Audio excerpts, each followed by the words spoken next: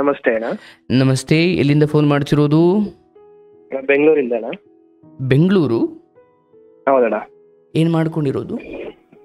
Auto driver. Auto driver? ಹೌದು. ಈ ಮುಂಚೆ ಇದೇ ಮೊದಲೇ ಸರಿ ಕಾರ್ಯಕ್ರಮ ಯಾವಾಗಲಿಂದ ನೋಡ್ತಿದ್ದೀರಿ? ಆಲ್ಮೋಸ್ಟ್ ನಾನು 1.5 ವರ್ಷದಿಂದ ನೋಡ್ತಾ ಇದ್ದೀನಿ ಅಣ್ಣ. ಓಹೋ, ಹೇಳಪ್ಪ, ಹೇಗಿದ್ದೀರಿ? ನಾನು ಚೆನ್ನಾಗಿದ್ದೀವಿ ಅಣ್ಣ. ನೀವು ಅಣ್ಣ? ಭಾಳ ಚೆನ್ನಾಗಿದ್ದೀನಿ, ಸಂತೋಷ. ಅಂದರೆ ಆಟೋ ಓಡಿಸುವ ವೃತ್ತಿ ಎಷ್ಟು ವರ್ಷದಿಂದ ಮಾಡ್ತಿದ್ದೀರಿ? ಅಣ್ಣ ನಾನು 3 ವರ್ಷದಿಂದ ಮಾಡ್ತಾ ಇದ್ದೀನಿ ಅಣ್ಣ. ಎಷ್ಟು ವಯಸ್ಸು ನಿಮಗೆ? 26 ಅಣ್ಣ ಇವಾಗ. 26 ವರ್ಷಕ್ಕೆ ಆಟೋ ಓಡಿಸ್ತಾ ಇದ್ದೀರಿ? ಹೌದಣ್ಣ. ಓದು ಎಲ್ಲಿವರೆಗೂ ಓದಿದ್ದೀರಿ? ಅಣ್ಣ ಓದು ಬಂದು ಡಿಪ್ಲೊಮಾ ಮೆಕ್ಯಾನಿಕಲ್ ಮಾಡಿದೆ. ಮಾಡಿ ಅದು ಸ್ವಲ್ಪ ಅಲ್ಲಿ ಇಲ್ಲಿ ಫ್ರೆಂಡ್ಸ್ ಜೊತೆ ತಿರ್ಗೋದು. ಓಹೋ, ಅದರಿಂದ ಸ್ವಲ್ಪ ನಾನು ಕೆಡ್ಸ್ಕೊಂಡು ಎಲ್ಲೋ ತಪ್ಪಾಯ್ತು. ಹೌದಣ್ಣ, ತುಂಬಾ ದೊಡ್ಡ ತಪ್ಪು ಮಾಡಿಬಿಟ್ಟೆ ಜೀವನದಲ್ಲಿ.